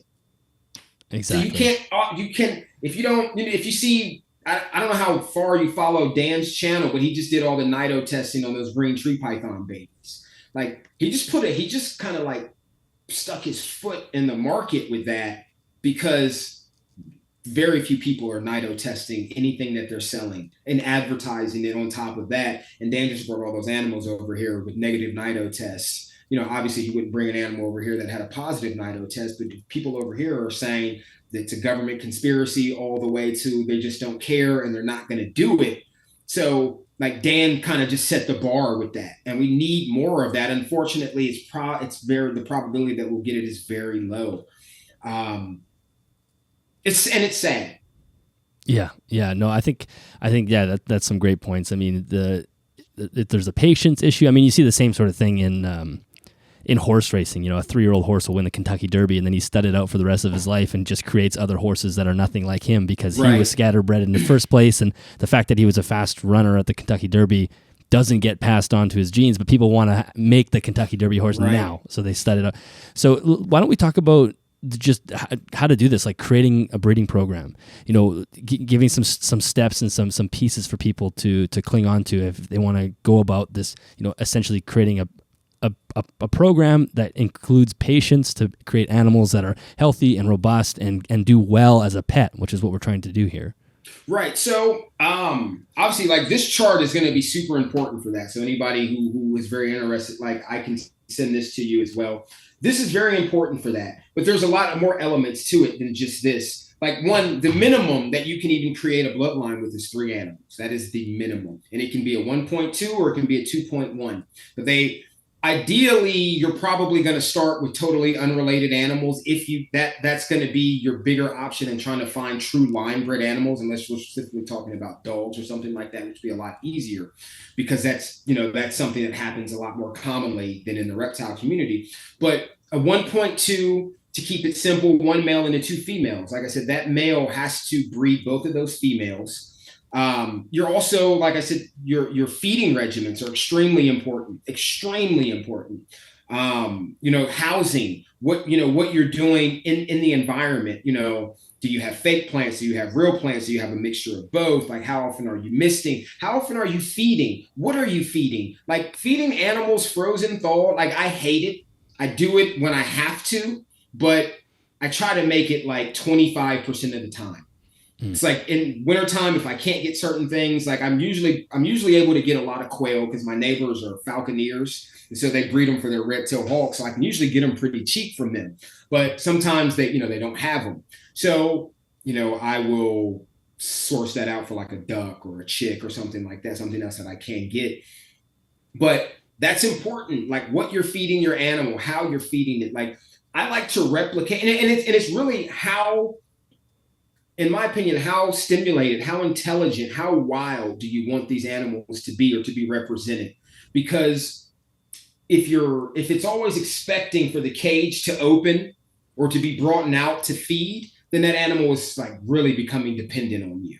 Like I don't tone feed my geckos that I have here, my Ebonowlies. I just don't. I like to watch them hunt, and that's what they should be doing. They should be hunting for their food. I like to keep them as wild as possible. So in order for me to breed animals that have those same traits, I can't tone feed or put the dubias in a bowl so they don't burrow, which is why I breed red runners over dubias so they don't burrow. Because they burrow, they're never going to catch them. So then I have to put them in like a little dish for them to go in and get them. Well, that's still them kind of being dependent and waiting for that dish to come in rather than like, oh, wait, what's that moving down there? Is that food? Let me go check it out. So that is a part of a breeding program. Like I said, keeping them in proper enclosures. Like I know you guys see these influencers keeping these giant snakes or some of these other species like in the dullest of cages. They look nothing like what Dylan has back there. Like even what I have over here, I don't feel that great about it but he's got plenty of space to roam. It's a 6 foot by 2 foot by 2 foot. There's branches, there's a big water tub, there's a hide, there's rocks in there. I come in, he's perched up sometimes. I tried to keep plants in there, but he kept knocking them over. So I just got sick of cleaning it up. But when I move, this dude, if it allows for what I'm trying to do, he's going to get him and his girlfriend. I got a girlfriend waiting for him. He's going to get a room to himself. I'm going to gut, one room and, bring in giant branches and put a pond, all that stuff in there because that's how I like to do things. That's a forest cobra or what? Forest cobra. Yeah. This one is, this is a Guineensis, this one that I have. I've been trying to find another Guineensis, but they haven't been bringing him in. And this is a big boy. He's pushing 11 feet. Now like at this point, like he's getting used to me though, which I don't necessarily like, but at the same time, like I can't complain because he's a big snake, and when he is in his mood, it's a lot to deal with. So you notice like now I don't have any grow tents or anything like that in here anymore. One, because I'm getting ready to move. But I have space to work with him, but it's not enough. I mean, he can almost, this room is like 12 by, I don't even know all the measurements, but he can almost stretch out totally in this room. And he's not scared of me. Yeah. So that's, if you ever see Dingo Dinkelman run, that's a hell of a name, man. If you ever see him with his forest cobras, like they're no joke, man. They're no joke at all. It kind of reminds me of I recorded an episode with a breeder of horned lizards, like horned dragons, named Benjamin Fabian, and one of his things that he's really working towards now is having like almost totally hands-off care. So he simulates these like ant hills because in the wild they eat ants; they have to be fed ants. So he has this whole simulation of ant hills, and essentially his goal is to care for the animals without the animals even being aware of him at all. Right, and that's what really I would love to do. Right, I've been wanting to do that for a long time. And I've been slow to get into the bioactive stuff. Like I'm really new to like the isopods and the springs. Like obviously I know what they are, but I just started using that stuff. I'm an old school keeper. So I'm used to going in by hand and cleaning up the poop and emptying out the whole cage and resetting it and, doing all that stuff.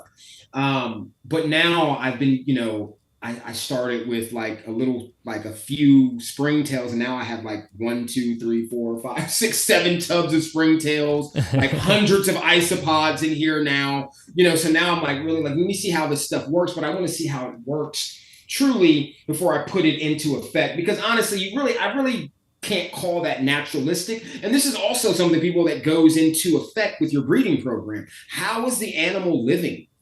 You know what I mean? Like, because in my opinion, and this is only for people who are like, I'm a breeder, I'm doing this, I'm doing that. It really doesn't make sense to me that you have these beautiful enclosures and then you throw a dead mouse in there.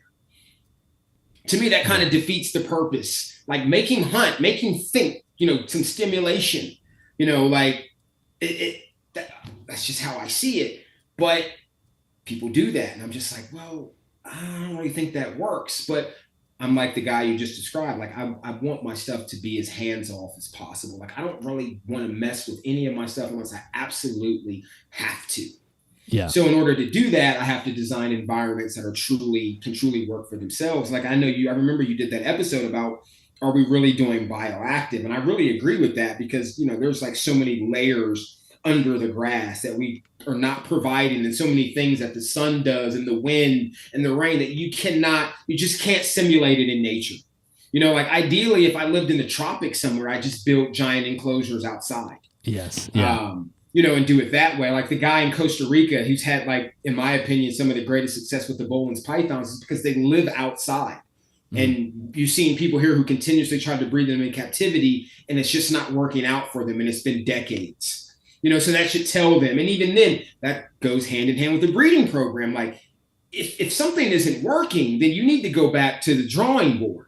Like, you can't keep pushing forward with fiction, but they continue to do it. And then they get this minor breakthrough, and then they get this God-level title or this God-level energy about themselves, and everyone starts to sweat that. And then, well, now I can replicate it. Now I'm going to do this and do that, and then it doesn't work out for them. And then ultimately, they can't even tell you how they did it. That's the most important part of a breeding program, is being able to describe what you did and proving what you did when you pull that animal out and say, this is 13 years of work right here. Yes. You know what I mean? Like, this animal can do this, it does this. Look how fast it moves. Look how calculated it is. Look how it does this. Look how it does that. Like, rather than just pull the thing out, throw a mouse in, push it back open. You go on to well, the and that's next the thing. one. Like you say, like creating this captive environment that's complex is only the animals that can cope with that are the ones that are going to have success and going to be able to, those are the ones you want to breed. You don't want the animal that needs to have such a simplistic environment that it can only thrive when it's in this very base minimum. You want to be working with the animals that understand how to dig, understand how to swim or climb or whatever it is, and those are the genes that are going to get passed along the way. And everybody knows that there's many ball pythons, especially if they've been in a rack system for a long period of time, they don't have the ability to cope with any sort of dynamic environment at all. It's just, and why would they? Right. Well, yeah, exactly. You've been keeping them and breeding them that way. It's like, listen, man, I don't know the guy's name, but Ever Evolving Pythons or whatever it's called, he's got all these rack systems, and he showed this anaconda. And it was just in, like, it looked like maybe a one, because I'm looking at a 6 foot by 2 foot by 2 foot right now, and that cage was not as big. It looked, maybe it was like a 4 by 1. I don't know, but it wasn't this big. At least it didn't look this big. But he had this big anaconda in there on a puppy pad, and with a water dish, and that was it. That was it. It wasn't even. It's not like that was the anaconda could swim in there or anything. The anacondas also like to climb. But I did make a comment, and I was like, the snakes are always evolving, but the husbandry definitely isn't. And he said something back, and I said, like, dude, you're supposed to be a professional. Like, I don't care at this point. These are the people who people are looking at, and these are how people are literally setting up their enclosure. I saw a guy I've never seen before with these retics. He had like 50,000 subscribers. I've never heard of this guy. Who was keeping these retics. I'd never heard of him before. And he was keeping them the same way, all these giant snakes and retics and anacondas the same way. And I'm just like, at that point, you're a snake mill. You're a reptile mill at that point in time. Like, and I'm like, dude, would you want to live like that? I bet your kids don't live like that. I bet you they don't just get to stay in one room all day with no window, with no natural lighting, and you just throw a slice of pizza at the wall and hope that they, you know what I mean? Like, here, slide the pizza box under the door, roll some hot dogs, Like, your kids don't live like that. These animals are dependents, as we talked about before. So if you wouldn't want to live like that, like, maybe some of these people need to go to jail for like a week or so. You know what I mean? And be confined and see, or maybe some of them need to get field experience, because a lot of them don't have it. I had this conversation with someone else, and there was just so many names that were coming up of big names. I was like, I've never seen them in the wild. And I'm not saying that they haven't been, but I've never seen them. And I would imagine that if they're doing all these videos on YouTube and they're this popular, that if they did go to the wild, anytime that they've had a YouTube channel, then it would have been documented. Yeah. And they're like, yeah, no, that's what I'm saying. And I'm like, yeah, I don't see it. So if you don't have any field experience, then you're really not going to understand certain things. And so you're only going to see the animals as being captive bred. And so then you're only going to be able, you're not going to be able to treat them any other way if you really don't love nature. And I'm starting to find out that a lot of these people, they're just here just to be here. They're not here because they have a passion, that they really love these animals. It's just, oh, they look cool, they look this. I can tolerate a snake, or snakes are okay, or they're this or they're that, so I'm going to get one. But at the end of the day, when you have a conversation with them, or you look at, how they may keep their animals or how their animals are bred, it just doesn't make sense. And I'm like, dude, why don't you? Or one big thing. Here's one thing that is definitely something that pisses me off, is when we were talking about projects and programs, are people will spend $10,000 on geckos. They'll go buy the Fimbriatus, the Europlatus Fimbriatus. They'll go buy 100 of them. This is hypothetical numbers. They'll get them, keep them for a year or two, and then they'll sell every single one of them to fund a new project. Right. And then they never did anything with those animals. They may have got one that came in pregnant, so they may have said they bred it, or they may be honest and say that it just had babies. You never know. But then they went from Fimbriatus to Naja Melanuca. And now they bought 10 forest cobras, and then 3 years down the road, Oh yeah, I don't do that. I'm on to a whole new project now. I see it every day. Yes. With these trending, it's like you're following the trend rather than just getting what you want. Like, dude, if you like ball pythons, then get ball pythons. Who cares what someone thinks? If you like scrubs, get scrubs. If you like, whatever you like, get what you like and not what the market is showing you. Like, you're never, because you're never going to want to establish any kind of breeding programs with animals that you just got because you saw it on so and so's Instagram and he or she made it look so cool. Yeah, you have to find the thing that it sparks your passion, the species that really you want to work with, and you hope that you can perpetuate into the reptile trade as something that other people will enjoy as well. You can't just jump on the trend. It's exactly. The animals that we keep are a representation of the people that keep them. So it's like I tell people, like, man, if your dog is soft, you probably soft too. You know what I mean? Like, so it's very true. And like these points, people may say, like, well, what does any of this have to do with the breeding program? It has everything to do with the breeding program, because basically what I'm saying is if you ain't solid, then what you're doing is never going to be solid either. That's what it is at the end of the day. Before you even start breeding anything or start buying anything, are you solid enough to stick this out and to have the patience that we've been talking about for 10, 12, 13 years down the road to get to the point to that where you can just produce these animals yearly? And then the animals will speak for themselves. I mean, you get 5, 10, 8, 12 years down the road, and then suddenly you're known for the person that works with whatever, the bearded dragons or whatever the species is, and people know that that's the place to go. They're solid animals. They live long. They're healthy. They have good joints. They don't have weird diseases and whatnot. And people will go to you. They'll even pay extra for those animals because they trust you and they know that you've done it thoroughly and patiently. Right. Like I'm not interested in a high-end scatterbred anything. I don't care what you say it is. It's so-and-so produced it and it's this. And I'm like, okay, well, can you tell me about the breeding? Like, I don't know, or it's this or it's that or what they do know. I'm just like, no, I'm good. I'm not going to pay you $2,000 for an animal that you can't tell me about and he ultimately can't tell me about either. Because one, you're not even finding a lot of scatterbred or outcross animals. Listen, I'm going to say that 60% at least of the reptiles or the snakes are inbred. I'm going to maybe more, but at least 60%. Now, the lizard people, I definitely give them props and I commend them, because you see when you look in their ads, unrelated this, like everything I bought they let me know that those animals were unrelated. I did not have to ask. In the snake world, I have to ask, and when I ask, they get mad. Yeah, which is the answer in itself. Right, which just tells me everything that I need to know. Like if I don't want to say if I'm desperate enough, but if I want an animal bad enough and this is the only place I can get it from and I really want that animal, I might buy just one. And like I said, if I really wanted to breed it, then I might breed it to something else and then breed it back to someone, if I could find someone else in another state to make me feel more comfortable.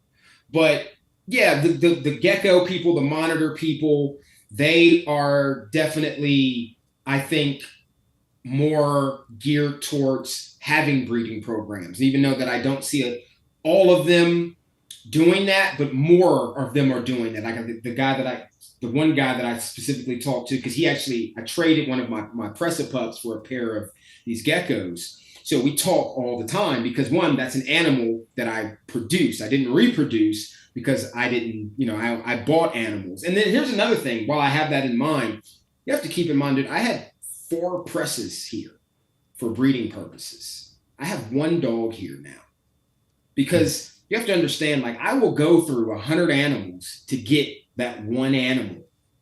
You know what I mean? Like I had 2 males and I had 2 females here. Obviously a male and a female, they weren't going to carry on in my house because I'm hard on my dogs.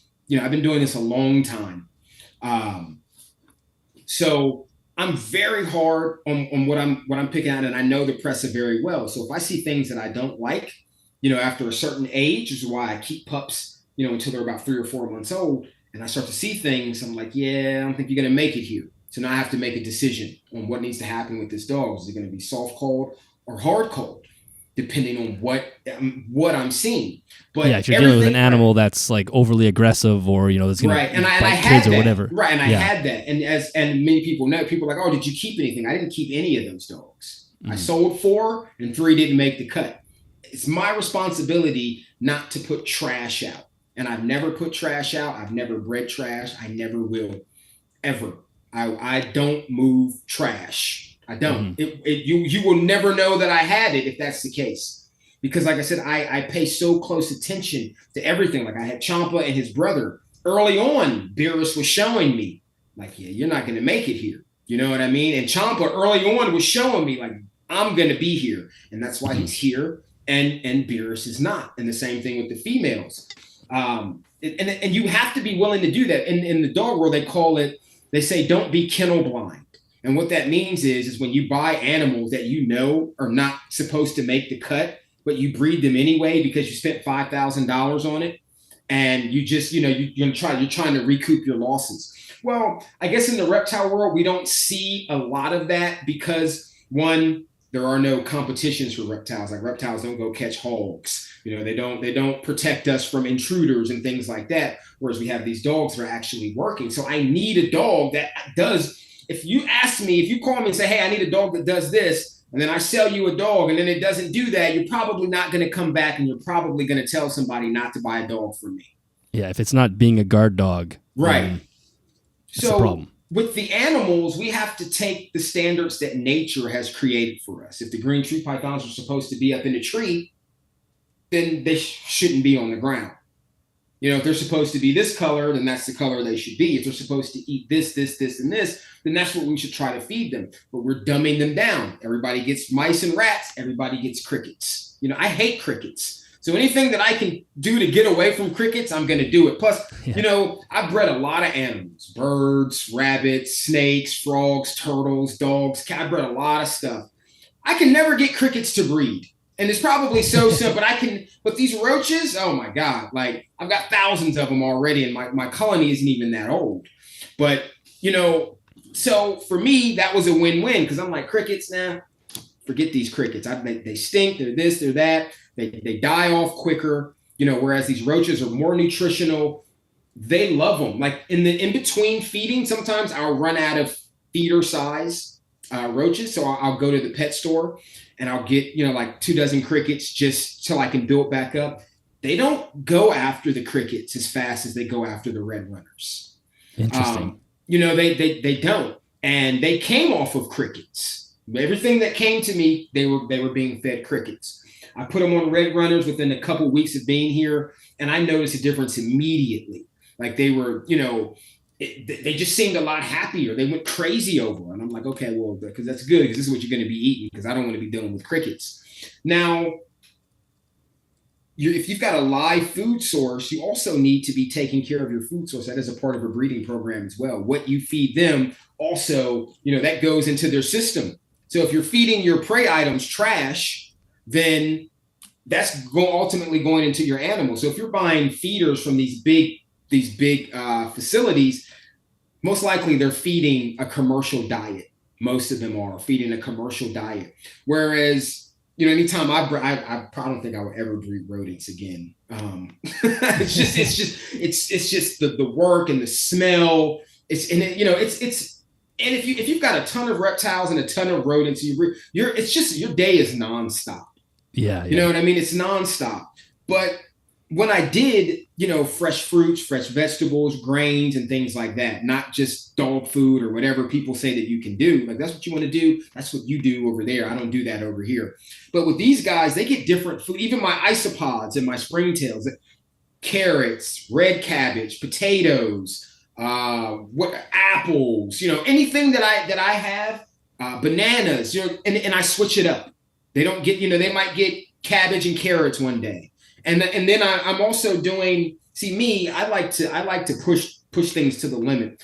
Oh, don't feed your isopods or your springtails constantly or your roaches. Man, I'm constantly feeding my roaches. Every day I add food in here. One, because I want them to grow and get bigger and have more, so I can have more of them. So I'm constantly feeding them, and I'm constantly feeding them the best because I want them to have the best. And there's another thing that I don't like that we have to talk about is some of the things that we see from improper feeding. I know, is his name Dylon from Reptiliatus? Oh, Dion, yeah. Dion. So, that's a channel that I've watched for years. I know he's been on here. And I remember when he was in Madagascar and he was talking about how our geckos over here get those lumps from the calcium deposits. I can't stand that. And 2 of my geckos came to me with that. They don't have it anymore. Well, my feeders get a ton of calcium. So why do I need to dust? Now, I can understand maybe dusting if you're breeding, if you've got females that you're cycling out, but I also have snails here that I breed also. So I do have the calcium powder here, but I make it from eggshells and vitamins that I buy, and I make it myself. Like, I'm not going to buy calcium when I can just keep eggshells and clean them, you know what I mean? And then turn them into powder or pour vinegar on them and, you know, however you want to do it. So I know that they're getting calcium. I haven't seen any issue. And this is something I've been doing for years. I don't like the dusting. I started that because I didn't know any better. That was before I started breeding things. Like, oh, you know, you got to dust them. Make sure you have your calcium powder. And then I started with my geckos. I started getting those bulges. And I'm like, what is going on? Am I overfeeding? Like, what is it? And then someone was like, oh, they're calcium deposits. So I'm like, oh, so that's the same thing that happens with canines. When you give certain, and it affects certain breeds of canines differently, more than others. If they have too much calcium in their diet, they'll start to form calcium deposits in their ears, and then you'll see dogs with their ears will start to stand up. Interesting. So, and it's you see it more with some of the terrier breeds, like the pit bull and the Amstaff. You see it a lot. Sometimes it is genetic, and then sometimes it's not. And that's another thing, is that sometimes things that you see are genetic, and sometimes things that you see are not necessarily genetic. But that goes into like maybe structure and diseases and things like albinism doesn't necessarily have to come from parents having copies, because albinism can come from a lack of copper. We said this before, a lack of copper in the diet. You can look this up. I have papers about it. So if your prey item isn't getting the copper that it needs, then your animal ultimately is not getting the copper that it needs. And like I stated before, whatever you're doing to that animal gets passed on. So that's why you only had that one albino snake that one time, because maybe for that year, the prey items that you had, they weren't getting the amount of copper that they needed. It's the same thing with hip dysplasia in dogs. A lot of people blame their breeder or the bloodline, say, oh man, that dude sold me a dog with hip dysplasia. But what they're not telling you is by the time that dog was 6 months, he was 110 pounds, and the feed on that dog. I know someone personally, dog, 97 pounds at 6 months, dog's feet are this big. My Pressa is almost 3 years old. He's 115 pounds and his feet are this big. Yeah, so they just overfeed them and they get huge? You can see, where the dog's feet been. He's got knots here from all the pressure. You can see it. It's one of the visual things from it. And I'm willing to bet my entire savings, and you'd get rich. They get close to it, but I'm willing to bet my entire savings that dog has hip dysplasia now, but it probably didn't when he bought it. Because one, you have to understand that the skeletal structure of a dog, especially with large breeds, you have to keep this in mind. It does not solidify until between 16 and 19 months, usually around the 17th and 18th month. So if you were putting so much weight on that dog before then, you're going to cause the hips to offset and grow out, and then it's going to form like that. And now that dog's going to have dysplasia. Your average dog breeder is going to, so this is how they're going to test for dysplasia. They're going to, because you can test as early as 4 months.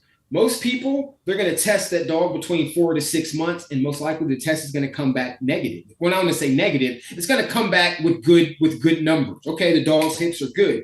But what they're forgetting is you have to test after the dog's skeletal structure sets. So you don't just test once. You test twice. So you have a lot of people selling dogs based off of a 6-month-old, a test from when it was 4 to 6 months old. And now the dog actually does have hip dysplasia, and you don't know it because you've got a test saying that it does. Right. And now, or someone will find out and they'll be like, oh, it's the breeder, but it was actually you. So you made a condition that a lot of people think is solely genetic. It is not just genetic. You can create it yourself.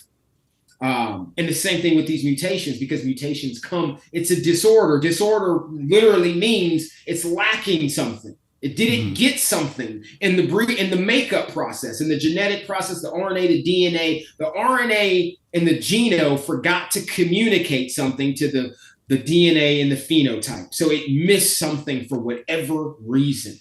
So it doesn't. So that's why, like I said, you may only ever see an albino something one time. Like with the green tree python, they haven't seen it since. He's been working on that project for like 20 years. It's dead in the water. So was there one that happened? There was one. And I don't know if we talked about the story behind that.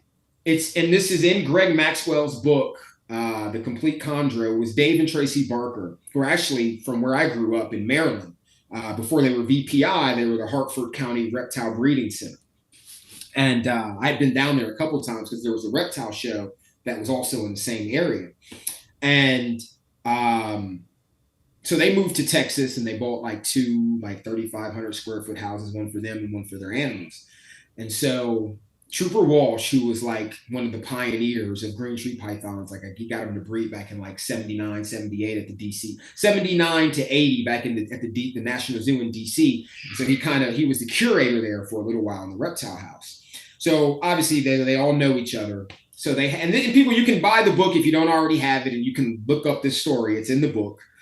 And this is why I say I have a hard time trusting these people. And from what I'm going to tell you, or what they're doing, or what their motives or their habits are. So they bought this animal, and then they had some other animals, and they had a clutch, right? They had a clutch of green tree python babies. And they had a couple that died. And so they took one of the dead babies, and they took a highlighter, and they colored the eyeball of the dead baby, because they knew that if it was an albino, that the eye would have, obviously albino eye, everyone who's seen an albino knows that there's always something with the eyes. Mm-hmm. So they colored it to make it look brighter. And so then they started telling the world that they had this albino chondro, this green. They said, we got it, but it died. So that means we got the gene. And so, but it was a lie. It was a premeditated lie. So then they had to come back and tell everybody that they lied. Now, this is, I guess this would be a truly ironic situation, is they had a Maroke animal, a pure Maroke animal, and they sold it to Trooper Walsh, and he bred it and got an albino. So they actually did have it, and they didn't know that they had it, but it's only happened that one time. And so that's why you have a lot of people in the green tree python community who think that the albino is in the Maroke gene, because they don't understand how genetics work. Anything can produce an albino under the right conditions, whether it be genetic or, like we said, a disorder, some type of disorder that may have occurred randomly at any given point in time for however long, for however the measure may be. You don't know. So there's like, oh, if you get enough Marokes, then you'll get an albino. That's the biggest BS ever. Because the fact that it's never happened, and it hasn't happened since, because there are people who have Maroke, a good amount of them from back in the day, and they never saw it again. So then in a situation like that, I have to assume that was something that came from a temporary disorder at that point in time. It could because there's other factors that create albinism, but we have to keep in mind that it is a disorder. No matter, you can call it a morph. That's what you want to call it, to make yourself feel better about it. Just like they say, you can breed up to 3 times, but at the end of the day, that's not what it is. So I've said this before, you're breeding animals with disorders. You can't tell me that animal is healthy. You can't advertise and say I have healthy mutated animals, unless you can show me where you took 12 or 13 years to do it, because there is a way to do it. And the only person that I could say that's probably that is on those lines is it Jessica? Is her name Jessica? Or Jennifer from is it Dragoon Geckos? Oh yeah, Rebecca. Rebecca. Yes. Her project. I honestly don't know anybody else who does that. Yeah, she has a standard. She's very ruthless with what she chooses to breed, and I've heard about it. I've heard people say, "Oh, so and so has a PhD and he wrote papers." Well, that's still a theory if you're not following it, and if what you're saying isn't right, then it doesn't matter how many. I wrote dissertations too in college. So the only thing I would do, the only difference between mine and his is he just took it to get published and I didn't. Yeah. The information is available to anyone. So don't let it, because I went to college and minored in animal biology and genetics, doesn't mean that you can't. It's just like being a lawyer. You can represent yourself in a court of law. You can go get the same books that my cousin, who's a lawyer, and his wife, you can go buy all those same books. Now, you can't go and necessarily take the bar that easy, but we have the option. I don't know how it is up there, but we have the option to represent ourselves in a court of law. Mm-hmm. So if you know the law, ultimately you would think that then I could possibly win a case, and people have on rare occasions, but the information isn't hidden away and you have to be a lawyer to get it. No. Yes. Yeah. And anybody, and I think people think that. So when so-and-so, the very few people that do have a degree, they say something, they take it as like God speak. And that's totally the wrong thing to do, because those people are no more or less capable than you are. So you're telling me that you can't advance yourself?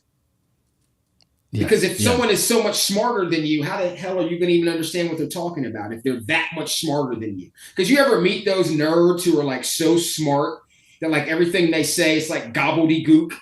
You can't, like they said so many big words that it doesn't even make sense anymore. You know what I mean? And I'm just like, dude, I have no clue what you just said. I have no clue. And I think, and I think we deal with a lot of that. And people are just, we're missing out on what we could be doing with these animals under established breeding programs. But like I said, to even get to that point, you've got to be solid. You can't be kennel blind or reptile room blind to have animals that should not be bred, but just because you pay a lot of money for them, you're going to breed them anyway. Like that's not how breeding programs are established. You're never going to get to where you want by cutting corners, and you're never going to get to a different place by walking down the same path. Like that's insanity. You see your average person is doing the same thing as so-called the pros or the experts or the gatekeepers, whatever they call them or whatever they want to be called. I like to call them gatekeepers because, people hit me up all the time. Like, I went to so-and-so and they wouldn't even talk to me. I just sent them your channel. Look, I had a guy ask me something and I said, dude, there's like 8 videos on my homie's channel that pertain to everything that you're asking. It's like, not that I don't mind talking to you, but there are other people who I don't have a ton of experience with giant snakes. I've owned them. I brought them in, I've had them for periods of time, but that's not really my thing. So I'm not the best guy to now basic care and what I think you should be doing with that. We can sit and talk about that all day. But if you've got a guy who keeps anacondas in a 30-foot cage and that animal is thriving, that's the guy you need to go and watch, not me. Yeah. Or they'll send me videos of guys. I'm like, dude, look at this guy's setup. So you're going to take information from this guy. Everything's in a tub. Everything, you know what I mean? Like everything, he doesn't even try to do the minimum. And so then I'll send him so-and-so's video or this. I'm like, look at this guy. Don't look at this guy. Oh, this guy got a lot of views. I said, yeah, that's the problem. That is the problem. Views do not make you smart. This means a lot of people saw you. Yes. Yeah. Yeah. No, that's a very good point. Well, Rain, you've made a lot. I think you've laid out a ton of stuff here for people that really want to get into breeding in the proper way, thinking about this as a more patient, long-term thing. Why don't we wrap up with some of the, like, as far as you're concerned, what are some of the benefits that we would be able to have if the reptile trade started to act this way as far as breeding was? If we started to have more serious people create programs and continue to perpetuate good, healthy animals, what are some of the positives that you think would come? Like, are there some things that we could save as far as the reptile trade is concerned? I mean, for sure. I mean, one, like I said, we wouldn't have to pull as many animals from the wild, for one. A registry, a reptile registry, which obviously everyone who has seen us talk knows that, I'm all for that, but that would definitely come into play, and that would bring a lot more money into the community rather than having to ask for donations, like we said, because people who are actually going to follow a breeding program, they're going to want a map to what they're doing, and they're going to want people to see that, and you're going to want to give that to your clients. Why would you not want to show them your hard work? It took me this long to get there, and why would you not want to support and fund that? So you're getting structure from the community, you're getting structure in your reptile room, you're getting structure in your animals, you're becoming more of a community at that point. Because when you go to a reptile show or an expo, most people are there to just buy something or trade something. There's not always a lot of education. There may be so-and-so there talking about this or that, but 90% of what's going on there is about money. So if we had something, we're able to establish something else, but why would you want to establish anything bigger than that if you don't have the means to do it, which would be breeding programs would lead you into that? Because now you're going to want to start talking to people. because now you're just not going to want to buy an animal from Dylan or buy an animal from me, and unless you know exactly what I've been doing and I can show you on paper. So you're going to feel a lot more comfortable. It's going to add so much more trust, about what you're buying and who you're dealing with, rather than, oh, he's a nice guy. He seems like he may be a nice guy, but it doesn't mean that he knows what he's doing or she knows what they're doing. You know what I mean? So you're having to pull less, you're getting more structure, you're able to give the animals more stimulation. So it's more enjoyable for you as well, and for the animals as well, because now you're producing hardier animals. Like you said, the animals are going to speak for themselves. They'll be more vibrant, not just visually, but externally as well. Like, man, I just love the robustness of this animal. And because obviously you are going to get some certain things that happen because you're breeding in captivity and not in the wild. You have to expect that. So the animals generally in captivity are going to be a bit bigger, but they shouldn't be huge like some of the retics that we see that are just massive on some of these channels. They're like literally like this big. A snake that's not healthy. I've seen retics in the wild. They don't look anything close to that.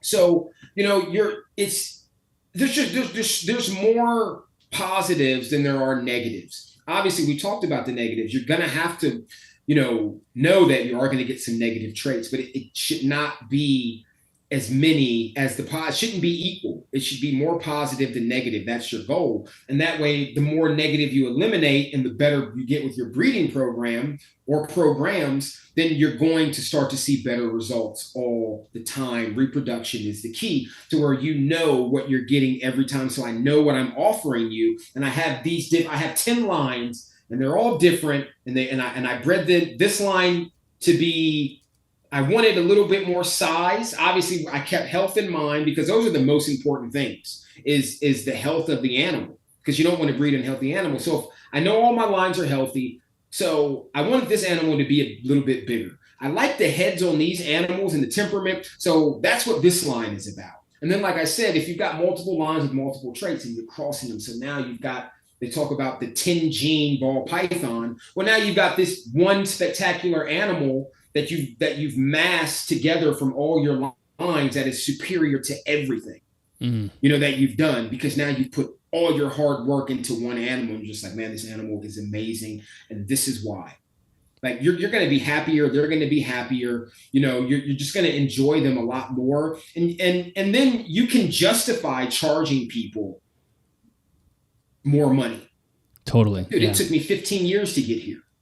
This is why I need 5,000. This is why I need 2,500. Not just, oh, you bred two animals. I paid 25 for my female. I paid 25 for my male. I bred them together. You owe me $3,500. Yeah. You've had them for 6 months. Yeah. You bought them older. You bred them, and now I got to pay you based off what someone charged you based off of a visual. And then, hey, did you NITO test? Oh no, but so and so did. Yeah. $3,500, and I got to pay for shipping. Like, wow. And their siblings. And they're right. Like, come on, man. So, I think people would a lot of that inbreeding and things like that with the registry and proper breeding programs, because one, depending on who's running the registry, I've said if it's me and my team, if I see that, I'm sending the papers back to you. For brother and sister. Now, if you can show me, okay, well, he did a line breeding here, I'm going to check that stuff. I'm like, okay, well, that's cool. You can let that slide. Just make sure you file that over here. Well, this is a brother and sister. You can go ahead and put that in the envelope, send it back to him, because, we're not registering that here. Unless you're like, these are the only two animals, or, especially when you have animals who have a limited stock, like the roughies or children's pythons, these animals that are not coming in from Australia anymore or from wherever anymore. Like, you have to do your due diligence and think about that and stop just making excuses. I think the excuses would die down some, but the excuses for what you're doing, or for what you're being told to do by these big names, it's crazy, man. Because I'm like, well, that makes me think that they think that we're dumb. Yeah. That's how I see it. That's how I feel about it. Oh, you think I'm dumb? That inbreeding, there are negative effects to inbreeding. That's why it seems to be okay. It seems not to do anything up until the third time. Well, you just admit it, and we've already seen it. I don't know how many times I have to say that. Like, we've already seen it. So, that's really all I got to say about that, man. I hope people, really take this and think about what they're doing, when they start breeding and start asking more questions, and rather just, oh, I want that snake. How much is it? I'm going to buy it and I'm going to Yeah. breed it.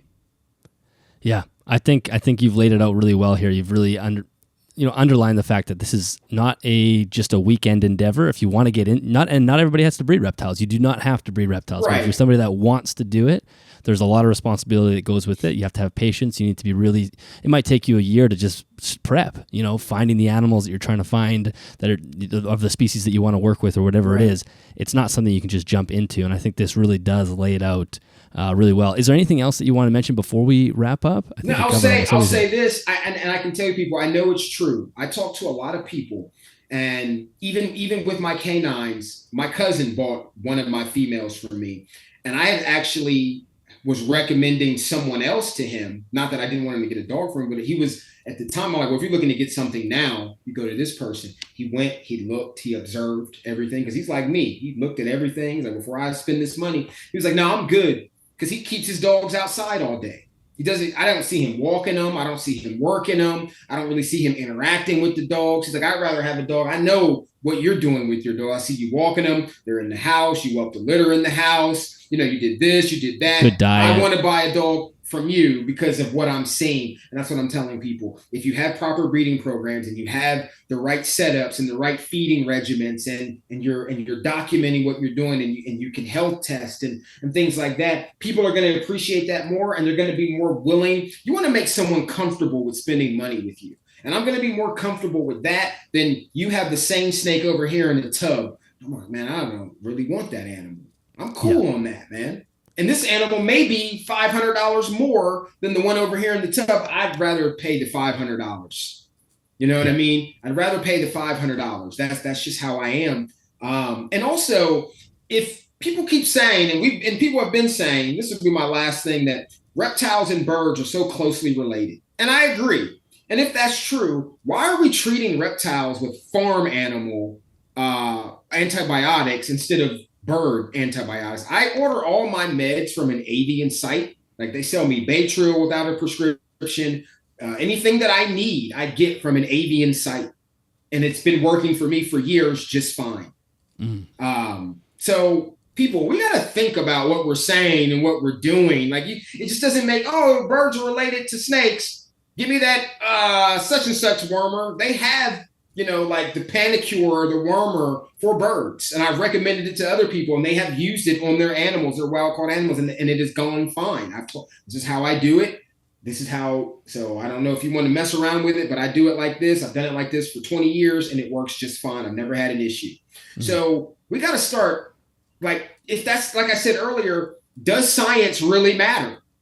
If you're not, if you only want to talk about it when it's convenient for your narrative or your topic, does it really matter at the end of the day then? Yeah, exactly. I think that's a great way to wrap up. I mean, it's the point that you made at the beginning. We've a lot of these fictions that have just turned into facts along the way, and I think organizing some of that and actually following the science is really the key here. So, Rain, thank you so much for this. Thank you for putting together those charts. I'll make sure that the photographs of those are in the episode as well, just so people can kind of get a sense of what it looks like to lay all that out. And if people want to reach out to you if they have questions about this, is there a place? I'll give you an email. Okay. I'll probably put it in the thing. Like, eventually, so just for anyone, like, eventually I will have another website up, but it won't necessarily be animal related, because the goal is to open a 420 bed and breakfast / like private zoo on I'm trying to buy a small farm. That's the goal. I've talked to you about this before. So eventually I will have a website, and you can reach out to me there. And if you want to pay me $700 to $1,000 for the weekend, and I'll cook for you, farm to table, I'll show you all my animals and all that good stuff. And if you smoke, we'll smoke. If you don't, we don't, but we'll eat some good food and have some good conversations. And Rain's a chef, by the way. It's not just the guy that Googles it. Yeah. Right. So, but that's the goal. So, but as of now, I'll give Dylan the best email to reach out to me. And if you have an iPhone, you can also contact me on this email as well. Because I don't think I'm going to do another Instagram or anything. I think that's it for me. Yeah. So social media is going to be the best way. And then from there, if you really want to talk that deeply, I'll shoot you a number and we'll hop on the phone, and we'll have a conversation that way. So. Awesome. Well, thank you very much for this. No, I appreciate it. It's great chatting with you as well. Always, I'll make sure all that contact info is in there for you. No, I appreciate it, Dylan. I don't know what we'll talk about next year if we do one next year, but we'll come up with something. Yeah, like I said, I got so many topics, but no, I appreciate you having me on. I appreciate anybody who's watching. If you aren't subscribed to this channel, I'm telling you, this is the best. Anything reptile related, I'm telling you. I'm not just saying that because I'm on here. I wouldn't be on here if this wasn't a good channel. So shout out to Dylan for that. And the few other people that have channels like this as well. So awesome. Thank you, Rain. No problem.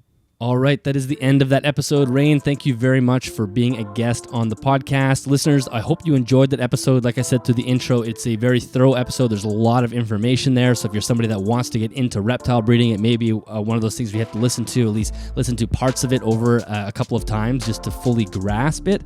As every time we have Rain on, there's always some controversy or some statements that he makes that I think some people probably won't agree with. But I think it's really important that we do kind of expand how we look at things and understand that if you are wanting to get into breeding, there's a dark side to breeding. For example, culling, that a lot of people don't talk about. And if we want to have a healthy, robust hobby and have animals that are also healthy and robust, that actually means that we're just not putting out everything that gets bred into the market to be bred further or to become pets. There are animals that are not going to do well. They don't have longevity. Maybe they have defects or disabilities or whatever it is.